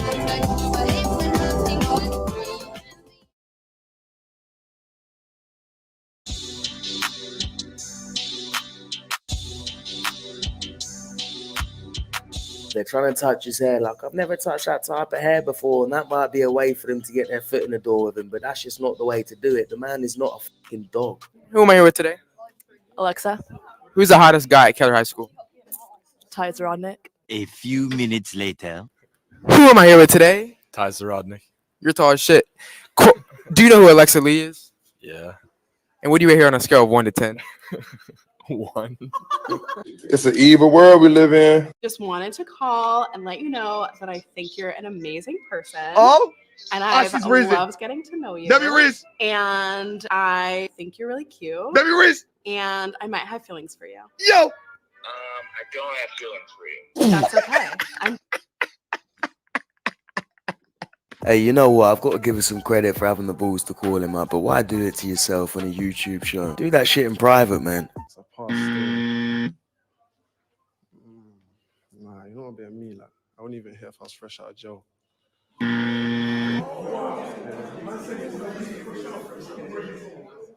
That one there was a violation. Last seen 6 hours ago. So who the fuck was you playing? How do I text him? My mum or something. How do I text him? I don't think you can. Just challenge him now. Okay.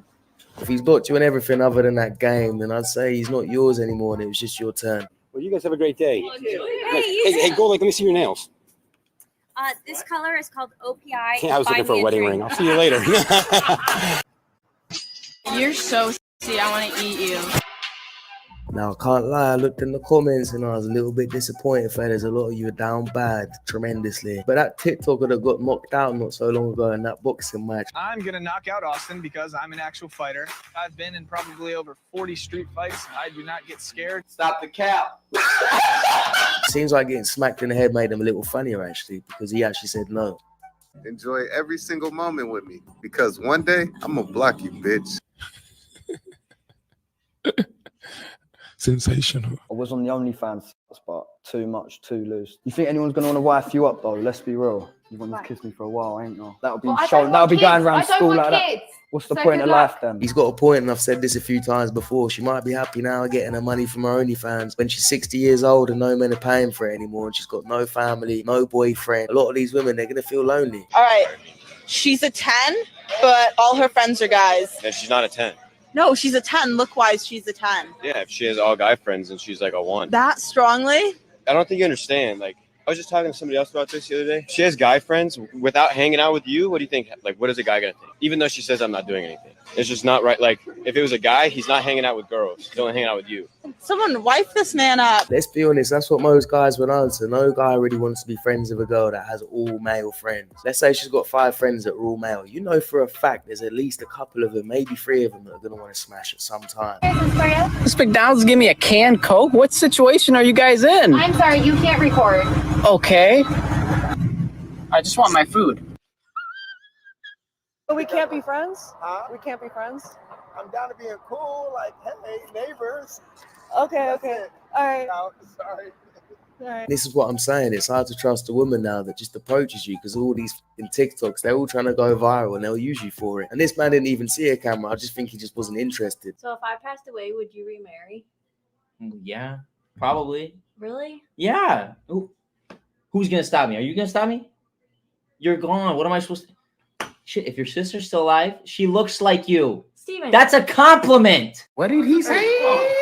When a man talks bad about another dude in front of a woman, that's because he's afraid that the woman likes the other dude. So the more men or women or men talk about me to their women, the more the women come to me. That's true, and I've had this happen to me before. A man will talk to a woman about you because he knows she likes you, just to try and make you look bad because he thinks that's going to give him a chance. A lot of the time, though, this doesn't work and it backfires. So let him do it if he wants to do it. In my opinion, a man that bitches about another man to a woman is a bitch himself. Just imagine how your ex feel every time your name get brought up and people pull up pictures of you. And you're fucking jacked. Oh, motherfucker, be about sick as a dog. It's facts. It's facts. It's not facts. These facts is not facts. I asked her to ask me a question for TikTok. You gonna buy some shots? For who?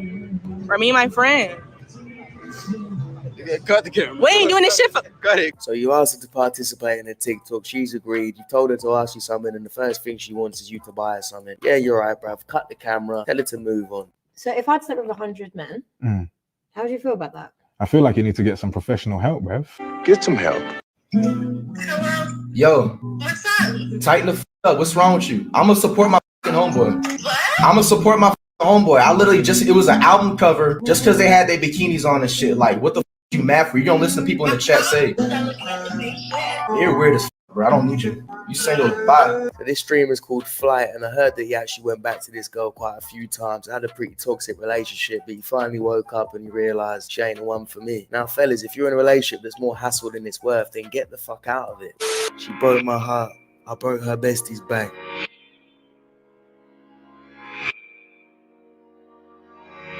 That's why he's the GOAT. The GOAT.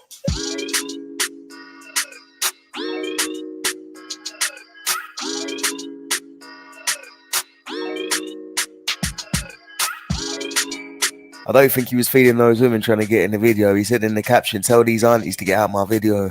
There's nothing more beautiful to me than a beautiful woman. There's nothing more to me beautiful in life than a beautiful woman. But what about fruit? Sometimes there might be a nice piece of fruit you've eaten. The other guy's being all serious about it. There's nothing more beautiful than a beautiful woman, and man just comes out with fruit, bruv. Men of Reddit, what is the most unattractive fashion choice women frequently make? Swollen injected lips. Those fluffy slider things. Those really long nails. Ain't a fan, but you do you. I can't speak for all, but my eldest sister really likes poorly drawing her eyebrows. Looks tacky, like a tramp stamp for her face. Man, I agree, especially with the lip thing. And there's going to be a lot of girls in 20, 30 years that are regretting their decisions. Notice how most of the things that men aren't attracted to are not natural. This is why I don't understand why so many women have so many unnatural things added to them. A lot of them look better when they take all that shit off. You cheat on your partner for 5,000? But I cheat on my girl for 5,000? 5K. Nah, bro. That's not worth it. It's not worth it? Nah, All right. bro. You made me 5K easy. All right, what about 10K? 10K? Nah, still a nah. Still not? All right, Still a nah. so what's the number then? What's the number? If there is a number. If there's a number, I'm going to say nah. Bro, I'm going to be weird and say nah just because I know the type of girls I like, bro. No money comes between that. No money. You smart. Fucking that shit up. Oh, God. So after this video was posted, there was a bunch of thirsty women in the comments. His fine self, like, you don't even know what I'd do to him. I'd make sure he'd have the best night ever. Him so big too. Man, these women are down bad, bruv. And it's funny because his mum showed him this and he responded. I need your response to this.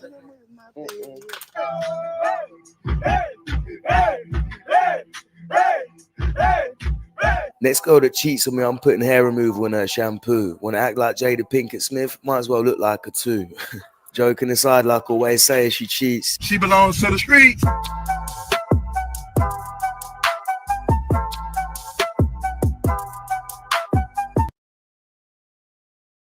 Okay, addicted to whores. Hey, Bill, love the podcast. I could use a bit of advice. I'm a 30-year-old man and have a bit of a problem. Over the past few years, I've become addicted to whores. Not just typical bar sluts, but full-blown professionals. Oh, geez.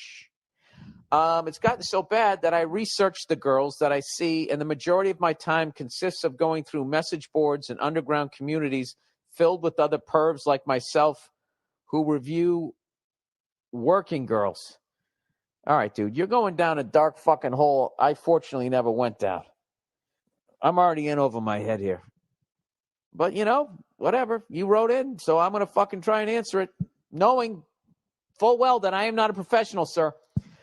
He says, my problem is that I have become so addicted to this lifestyle that I cannot see myself having a traditional relationship with the woman. Yeah, absolutely. Absolutely. You open Pandora's box, you know? Dude, you have a woman who will do whatever you want, and you don't have to be emotionally there for her. You don't have to wipe your feet off. You can just, you know, talk to her wherever you want, give her some money, and then she leaves. You don't even have to cuddle.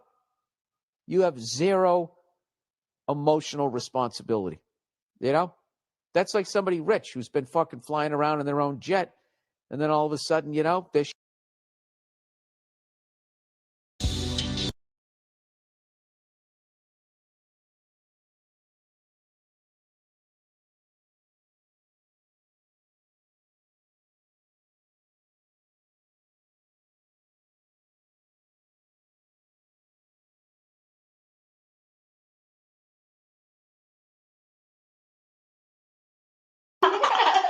This is so funny.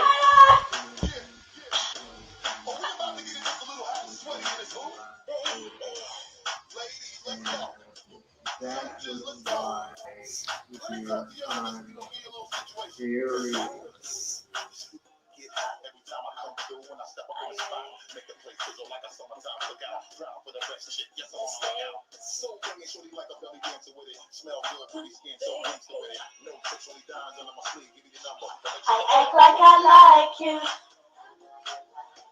It's easy to do. Because whenever I pose half naked, it ups my view. You post lots of comments for people to see, so that everyone knows that you wish that you were fucking me. Don't you just love it when I flaunt like this? Don't you just love it when I show my tits? Don't ya? Oh my god. Like, don't ya? Don't you think I'm sexy, but I'm only 13? Don't you wanna fuck me from what I see on screen? Don't ya? Don't ya? You want to add me as the one view. So you send me your friend request, hoping I accept you too. You're one of 10,000 friends that I have.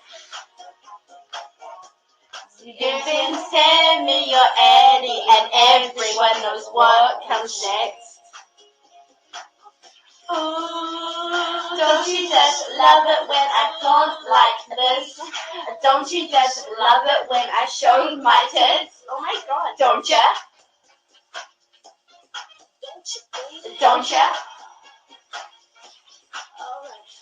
Don't you think I'm sexy, but I'm only 13? Don't you wanna fuck me from what you see on screen? Don't ya? Don't ya? Straight to it, a girl, I won't watch it. When I come to it, it's the God Almighty looking all brand new. And shorty wanna jump in my ass, skin van Jewish. Looking at me all like you really want to do it. Try to put it on me till I'm black and bluish. Wanna play with a player girl, then play on. Trip out the Chanel and leave the lingerie on. Watch me and I'ma watch you at the same time. Looking like you won't break my back. You're the very reason why people packing a magnum. And with the whack, put you in the back of the magnum. For the record, don't think it was something you did. Shorty all on me, cause it's hard to resist the kid. I got an idea that's close for y'all. Y'all can get close. I dress like a stripper and pose like one too.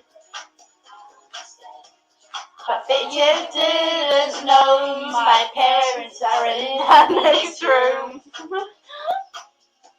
I dance around naked for you on my cam. You on my cam. Barely legal, I try to do everything a porn star can.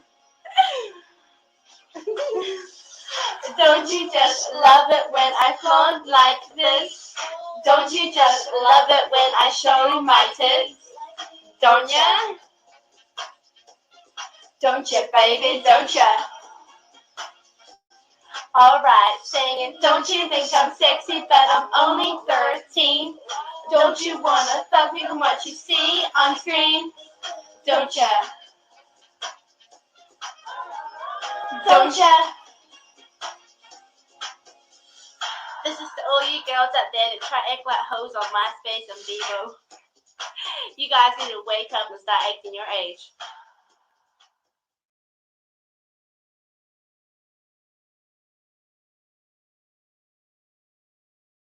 Sugar daddies, those are better too. Sugar daddies, they provide more, you get allowance, even it's pay per me. They give you gifts, they tip you, take out to dinner, and yeah, better date. Do you have an email?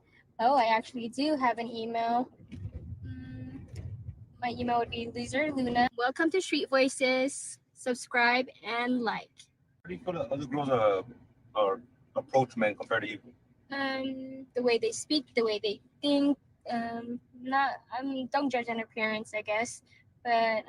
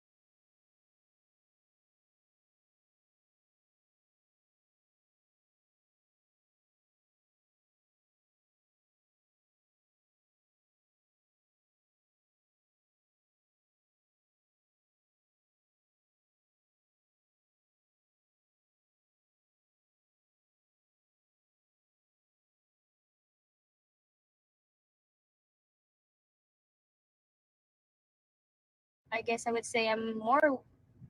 Our lingo are different. Our languages are different. The way our body language is different.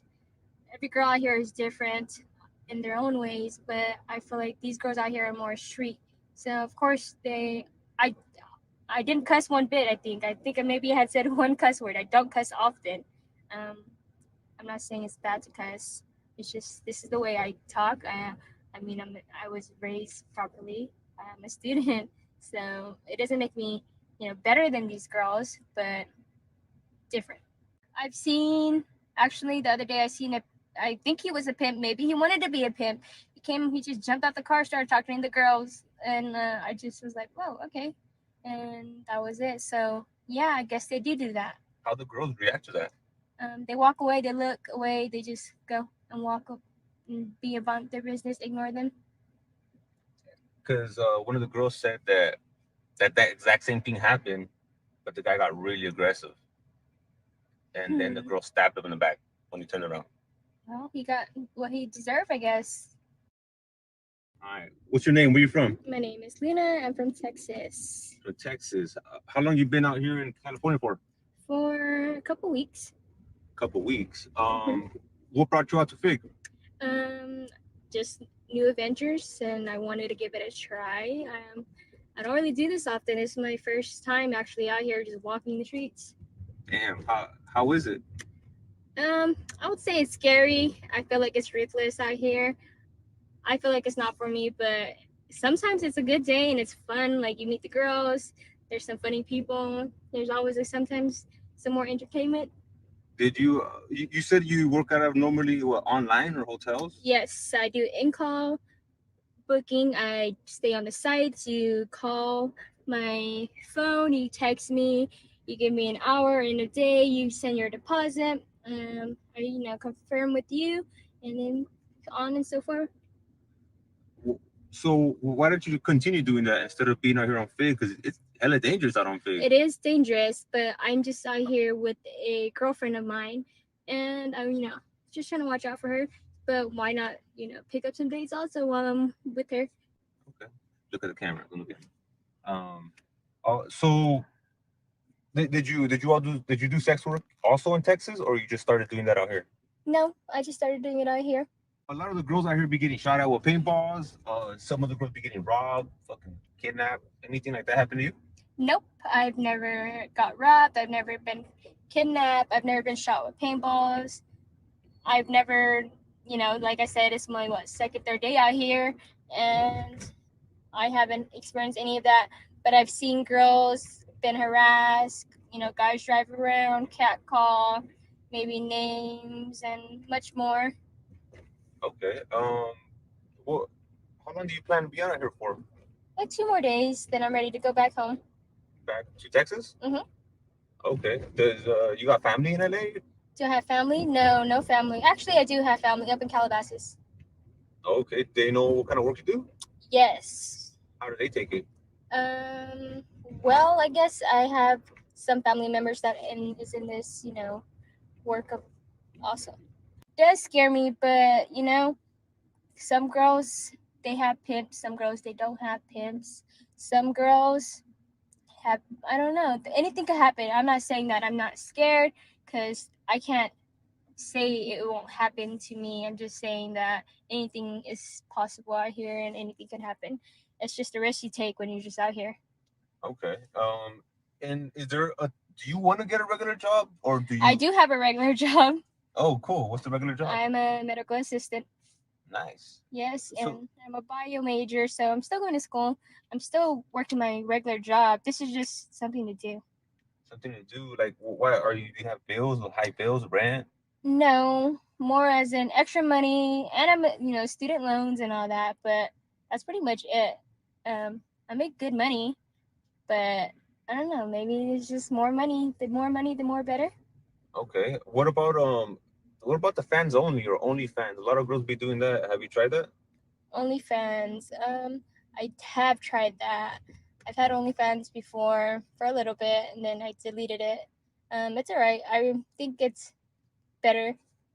Anything on the internet is better, I feel like. So, sugar daddies, those are better too. Sugar daddies, They provide more, you get allowance, even it's paid per me. They give you gifts, they tip you, take out to dinner, and yeah, better dates. I want to be a forensic pathologist or a coroner technician. I want to be able to do autopsies on bodies and examine them and find the cause of death and whatsoever on more.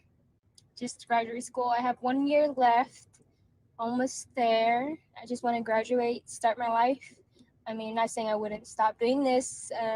Maybe on and if I had to, yes, here and off. But finish school within the year and just go on about it.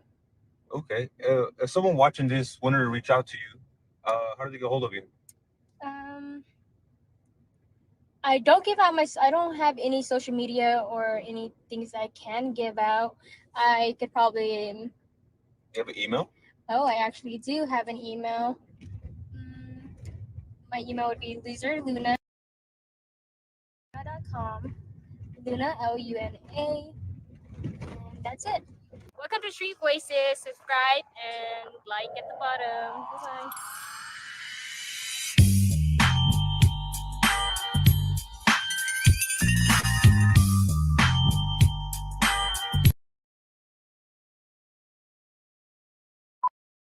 So I wanted to do a second interview to kind of let you know that I've actually quit camming.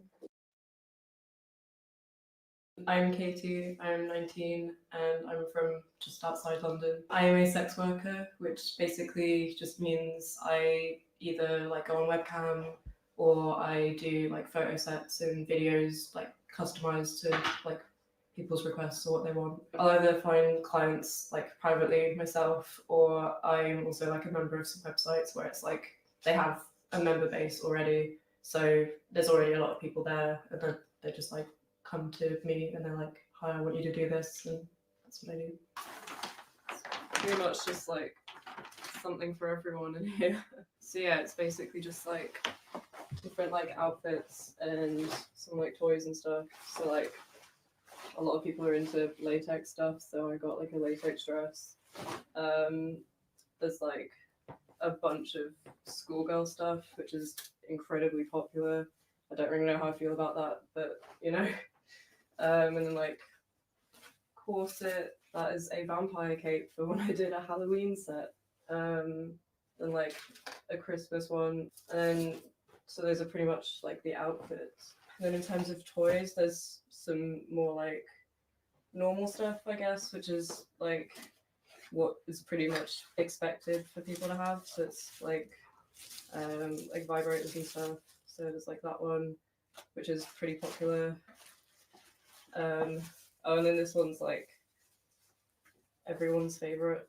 It's the hyper realistic penis. Yeah, that's pretty popular because people are like, I think they can like project themselves onto it and like imagine it's them. So that's always a winner. And then there's more like intense stuff, I guess. So like some riding crop, handcuffs, nipple clamps. The average I'd say I probably would make if I stayed on, which I usually do for about like at least like 4 or 5 hours, like per night that I do it. I'd usually make it like at least £100 in a night. I've made like £600 in a night before, and I've made like £2.50 in a night before. So it's really like really depends on the day.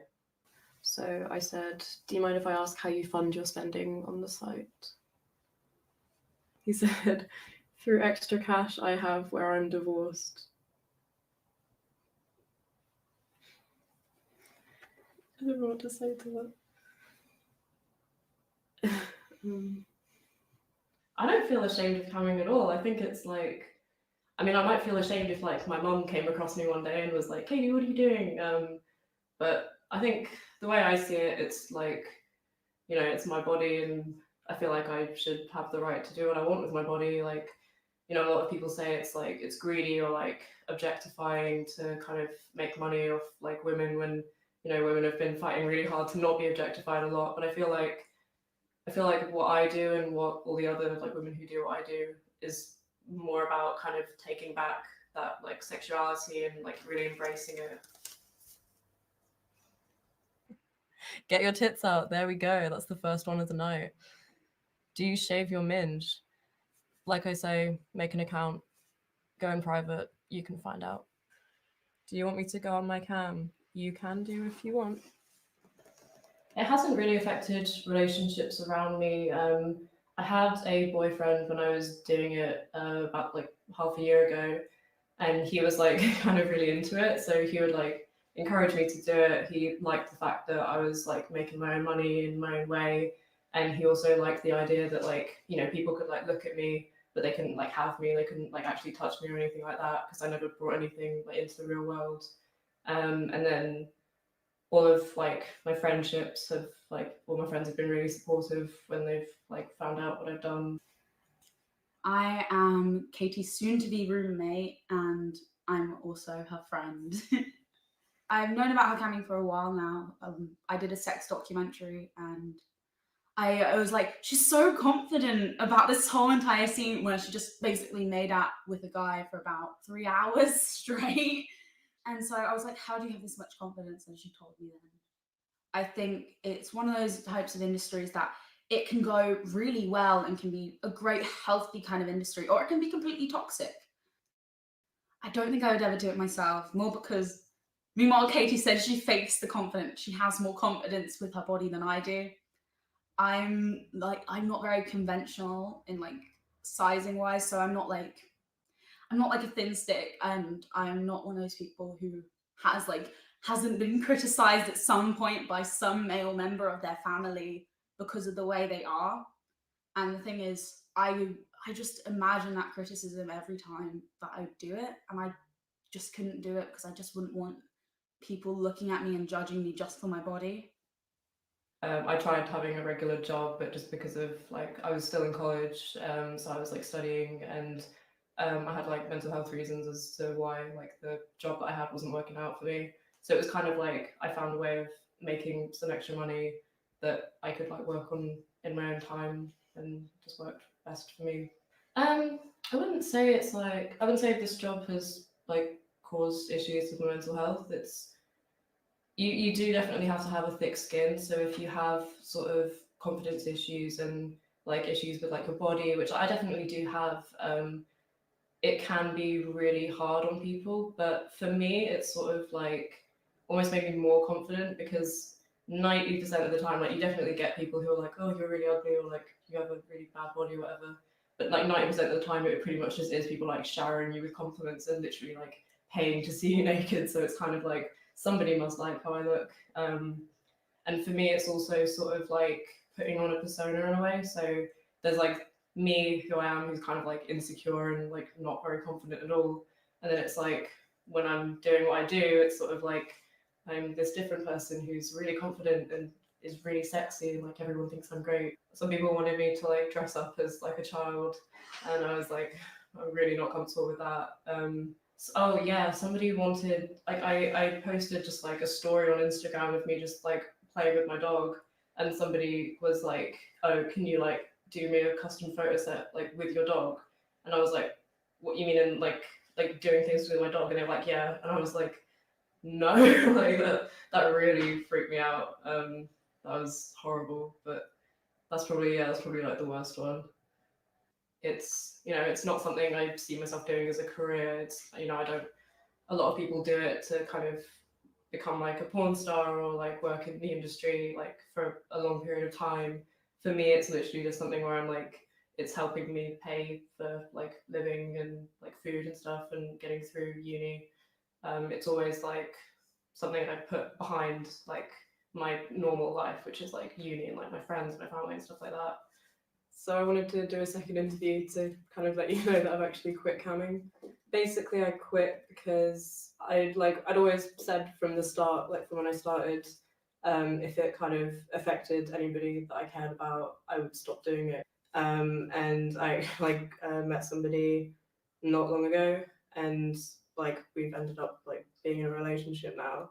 And he knew about it like pretty much as soon as we met. And you know, he kind of said at the time, he was like, but I'm not going to say anything about it other than I don't really want to know about it. As it progressed, it was sort of like I could tell that he just really wasn't like comfortable and happy with it. So I just said to him like, I'm gonna quit. Like I made that decision myself. Obviously I'll miss like how kind of easy it is just to make the quick cash, I guess. And it's like, you know, I'm like looking at getting other jobs and stuff, and it's already just kind of like, oh god, that seems so difficult compared to what I used to do. I'd say like if you want to try camming, you just have to be aware of like what people are gonna expect from you.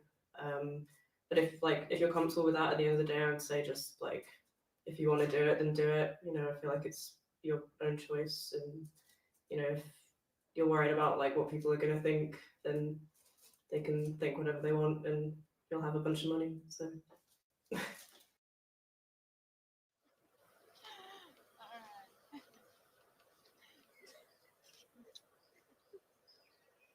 All the haters in the background. Yeah.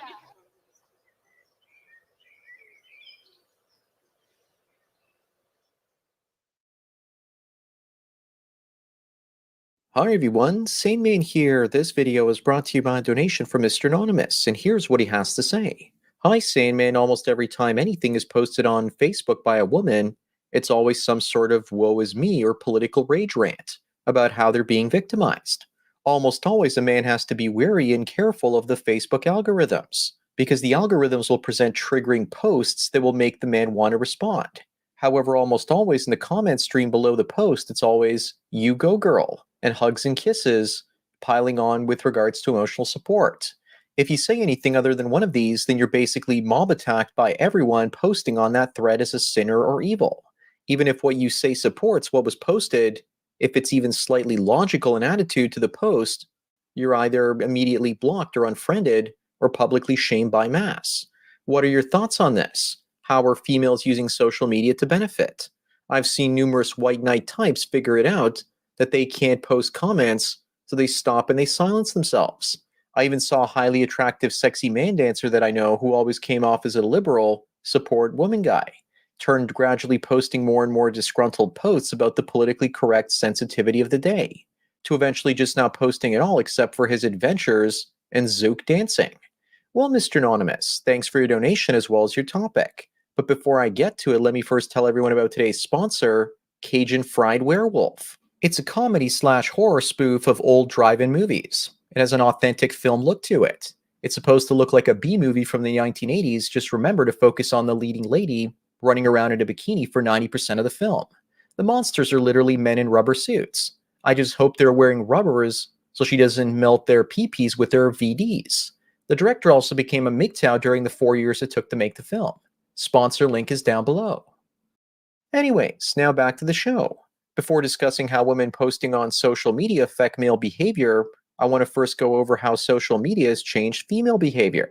So what did social media do to and for women? Number one, it expanded the circle of bangable men. Next, it increased their narcissism. Thirdly, it created social proof and validation through this idea that if someone is her friend or your friend, and you both match on Tinder, and both of you have one or two mutual acquaintances or friends, it creates new social proof. The women I dated off of Tinder, I had at least one or two friends in common when meeting them. Social media also creates a new female social space, but early on it was a male one where anything went. This meant that women actually had to dominate that space. Also, Mr. Anonymous, as you pointed out, it creates an environment where women have the ability to give each other a circle jerk full of compliments. It also increased the speed at which gossip can spread through social circles, expanded the idea of materialism too. Just think of how restaurant and travel culture and businesses have expanded since women share their selfies on Facebook and Instagram with everyone in their social circles. For example, I see tons of photos in my feed these days from women in hospital gowns showing themselves at their worst, trying to gain sympathy for being some sort of medical victim. It's fun watching them having to constantly figure out ever more shocking ways to get attention with their selfies.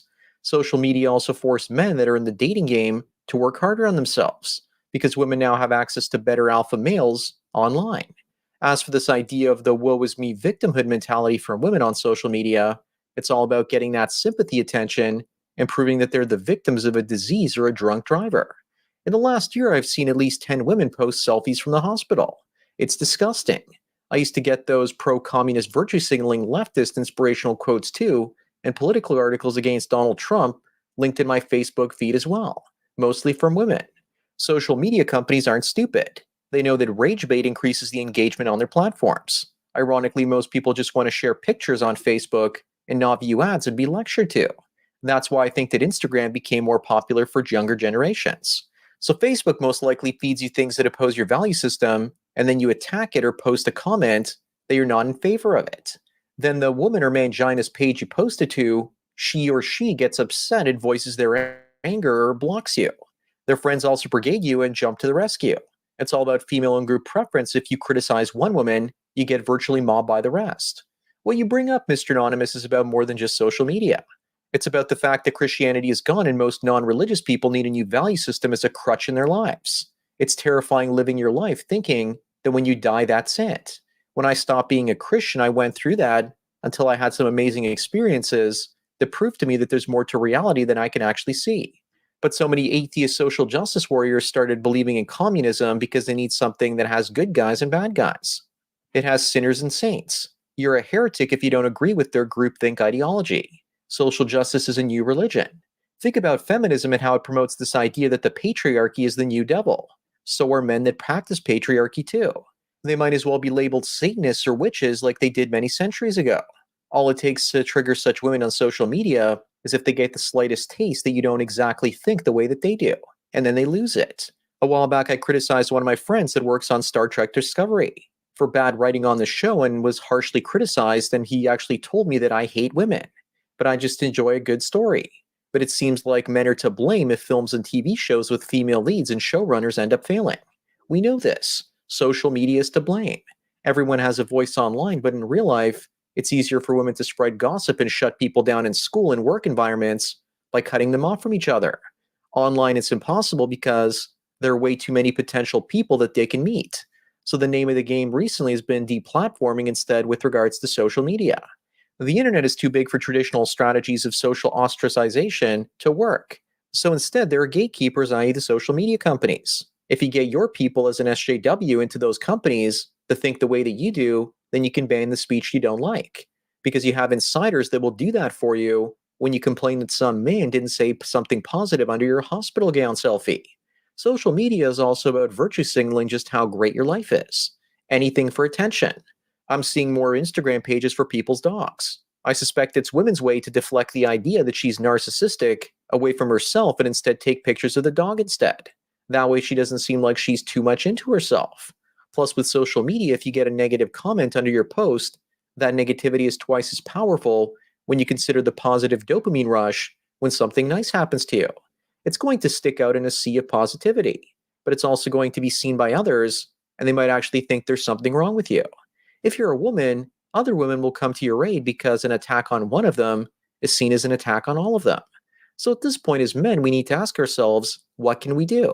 Do we silence ourselves or trigger people and get banned by them? That's your choice. Facebook and other social media sites are literally profiting off of creating online drama and destroying people's relationships in real life so they can make that sweet, sweet ad money. But governments seem to be too stupid to see what's going on because social media is still technically an experiment on human cultures and minds. We still don't know the full effects it's going to have in 20 or 30 years. Mr. Anonymous, you also mentioned that it might be the case that women are using social media to control freedom of speech. I remember the good old days before Facebook where you could go on forums and you could actually post comments. And there would be moderators there that wouldn't actually limit your free speech unless, of course, you were being abusive. But we also couldn't tell how much censorship was going on back then because there was no way to track that, because if your comments were censored, the only way you could tell others was on a website. And that was assuming that they knew your web address. Sure, there was censorship back then, but it wasn't coming for women. The internet was like the Wild West because there weren't many women engaging online before 2005 and 6. It was mostly a male space. Then over the next 2 or 3 years, women creeped in, and suddenly, MGTOW in its current form started around 2010 on YouTube. The rest is history. Also, Mr. Anonymous, you say that if you argue with someone online on Facebook or other social media and you make some sort of sense, that you were attacked for it. We are in the internet world where feelings trump facts. I was on the internet back in 1995, and up until around 2007 or 8, it was an actually amazing male space. Before that, I had BBSs while I was growing up. But women began taking away that nerd and geek culture and space online, and therefore I knew I just had to take a stand and fight for it. I knew that in the long run we can win so long as the environments men inhabit online are difficult ones to use. It used to be about BBSs. Then you had to code your own websites by hand, and even to this day, very few women can actually produce video content, the way that men can on the same volume on YouTube. But up until social media, men and women had their own spaces and places. Since then, we've actually had to share the same online environments. I don't really know any other way to deal with things except for men to create their own platforms, like MGTOW.tv and BitChute, and censor women that show up there or act out of line. Women want our attention and will follow us wherever we end up going. If we starve them of their attention and limit their ability to interact with us in negative ways, then they will actually lose all their power. But that's when I fear they'll try and get the government to limit our freedom of speech if they can't find ways to put us in line. I've grown up to have freedom of speech my entire life, and I'll be damned if I'll let some social media sluts take it away from me. If we have to fight our governments, then so be it. But I think that the answer to these problems is the free market. I think that social media made the internet gynocentric. But I think the internet will also restore privacy and freedom of expression to men. We will learn not to trust big social media companies to protect our right to speech because to them, female attention is more important. We're increasingly living in an attention-based economy. And it looks like not only are big social media and tech companies profiting off of our attention, but they're also profiting by making people angry with one another. Conflict brings in more attention to their platforms and people stay longer. And they are competing with one another for eyeballs for ad money. Ironically, that's all about to change with things like the Brave browser. It demonetizes social media companies and strips them of their ads and serves its own ads to people that use it and pays the user instead. Google takes 100% of the revenue from your narcissism if you use their platform, and for the longest time, many women were actually content doing that because their attention was being paid back to them in the form of attention from others. But once they realize that their attention is a commodity, I think women are going to start adapting to Web 3.0 as well. The current Facebook feeds that send us triggering information from our friends and family and other users are tracked via cookies and other means. But Brave and now even Google is planning on building more privacy into their Chrome browser. I think they finally figured out that they have to in order to survive. But I don't really think their shareholders are going to be all that happy if suddenly users on their platform started getting a share of the advertising bucks. The stock would plummet. But they might have no choice to do that if Brave starts to eat their lunch. To be honest with everyone, I never thought that Google would start thinking about user privacy. I guess the threat to them is bigger than I thought. Hopefully big tech social media that profits off of people's pain will soon be history. Anyways, that's it for today. Thanks again to Mr. Anonymous for the donation and topic. Don't forget to smash the like button the way that land whales in hospital gowns want to take selfies while getting plowed by powerful doctors. Bang the bell and check out the MGTOW Mystery link. Follow me on BitChute, Twitter, and Facebook to get tomorrow's video today. Subscribe to me on Minds and Gab to get the video for the day after tomorrow. This channel's been demonetized, so if you want to get back at corporate censors, demonetize them by taking away their ad dollars by installing the Brave browser. Link is down below. It also helps me out and you get cryptocurrency for viewing ads as well. You can also help me out through Subscribestar. Thanks for taking your daily dose of red pills, and remember, a red pill a day keeps the Twitter civil war between MGTOWs and social media sluts away. So enjoy the rest of your day, and cheers. Bad bitch, cute face, and some nice titties. Sending 500 on the Saint Laurent jacket.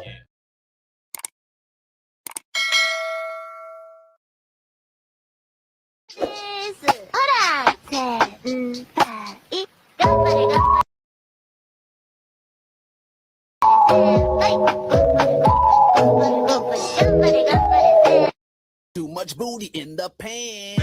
Too much booty in the pants. Too much booty in the pants. Too much booty in the pants.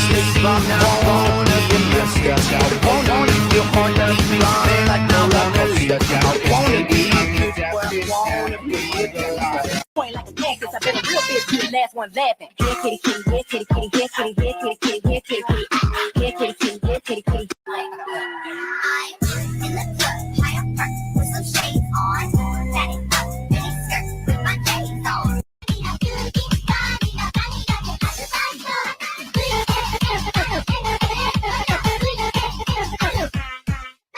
Walk like a motherfucker, take no beat, and take no beat, and take no beat, and take no, and take no, and take no beat. Just so soft, don't try to get so deep. You know me, but I can't.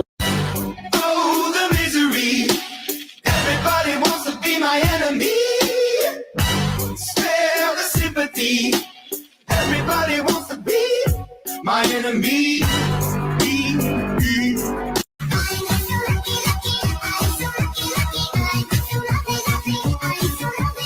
Walk like a motherfucker, take no beat, and take no beat, and take no beat, and take no, and take no, and take no beat. Just so it's all pop, gotta get so deep. You know me, rocking. Come on, baby, come on, dance with too much booty in your pants. Too much booty in the pants, pants. Too much booty in the pants, pants. Too much booty in the pants, pants. Too much booty in the pants.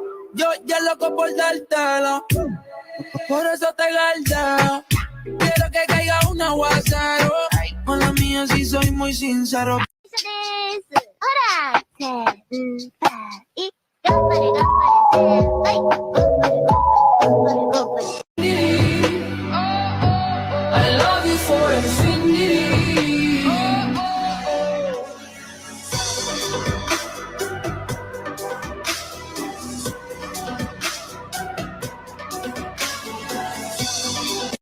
Oh my. 6 feet tall and super strong. We always get it. Walk like a motherfucker, take no beat, and take no beat, and take no beat, and take no, and take no, and take no beat. Just so it's all pop, gotta get so deep. You know me, rocking. And I'm sick of y'all trying. Bitch got receipts, but ain't never finna buy shit. Sorry, hoes hate me cause I'm the it girl. I ain't never asked to be the shit girl. Don't call me sis cause I'm not your sister. Your ability to come and get your mister. Seen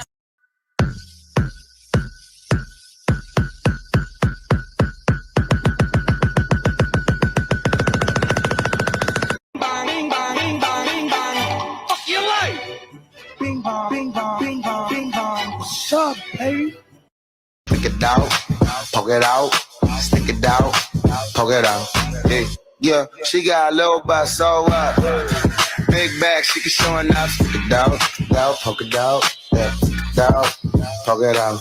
Too much booty in the pants. Too much booty in the pants, pants. Too much booty in the pants, pants. Too much booty in the pants. Can you come fuck me right now? That bitch at home, I'ma bass too loud. I can take it on the ground. I done been block to block in Crocs and socks. Bounce in the whip, caught the block, then drop the top. It's gonna be a long day if you watch the clock. You can either put your hands down or box the top. Cunnilingus on my couch, she cute, kawaii, hentai boobies that excite me. I think she really likes me. As politely can I? And why aren't you in uniform? Why you keep looking at me? I feel like nigga got static. Don't get nervous. I'm here to serve you customer service. I say dick by giving it CPR. I say dick by giving it CPR. I only love it when you touch me. Now feel me when I'm fucked up. That's a real me. When I'm fucked up, that's a real me. Don't you just know exactly what that thing is? You want my body and you think I'm sexy. Come on. Passarinho, que som é esse?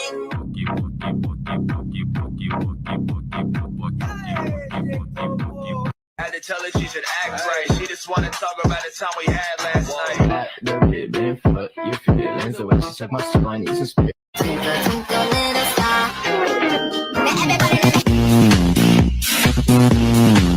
Walk like a motherfucker, take no beat, and take no beat, and take no beat, and take no, and take no, and take no beat. Just so it's all pop, gotta get so deep. You know me, rocking.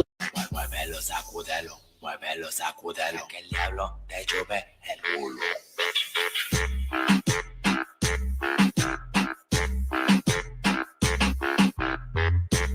Like a cactus, I bet a real bitch be the last one laughing. Here kitty kitty, here kitty kitty, here kitty, here kitty kitty, here kitty kitty. Had to tell her she should act right. She just wanna talk about the time we had last night. That little bit been fuck your feelings. The way she suck my spine needs some spit. This is for the older men. If you're not an older man, then just keep scrolling. Now that the older men are here. I love you for infinity.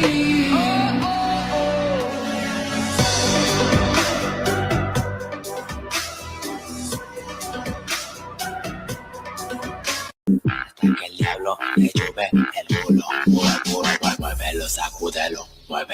Cuidado que el diablo te chupe el I had to tell her she should act right. She just wanna talk about the time we had last night. That the been for your feelings. The way she suck my spine is a spirit. Point like a cactus, I bet a real bitch be the last one laughing. Here kitty kitty, here kitty kitty, here kitty, here kitty kitty, here kitty kitty, here kitty kitty, here kitty kitty, here kitty, here kitty kitty, here kitty kitty.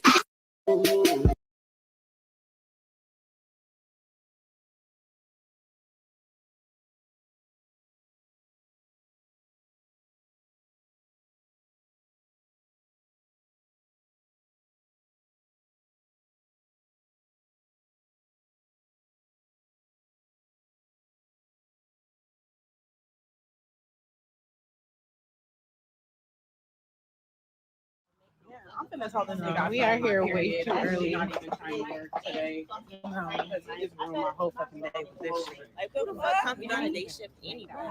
Anyway, I really need some money. Thank you for joining us tonight.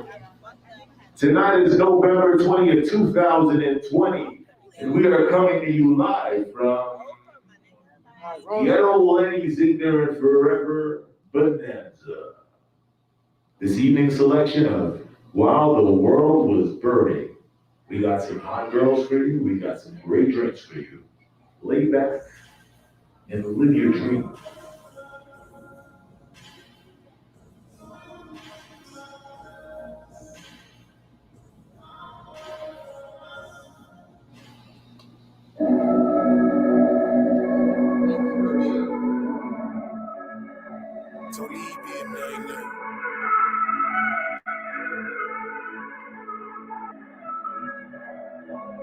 Sucks to be you, cause I would love you. I'd watch the whole world burn and see you dance. Running through cartels and jumping through bobshells. I thought we would die, growing old, holding hands. It sucks to be you, cause I would love you. I'd watch the whole world burn to see you dance. Jump over bombshells and running through cartels. Thought we would die, growing old, holding hands. The story don't start all great.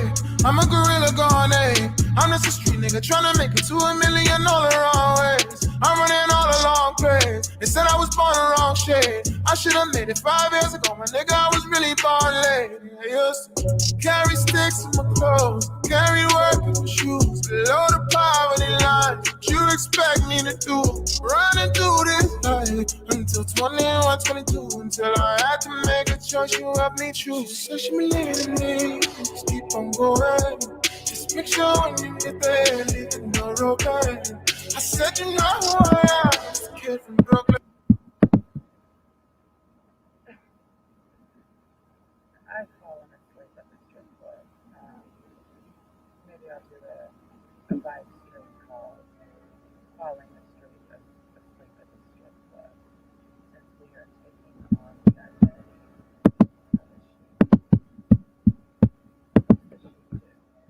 As she throws the money to the whores and laughs at them, kisses and shits on them while they dig and grovel for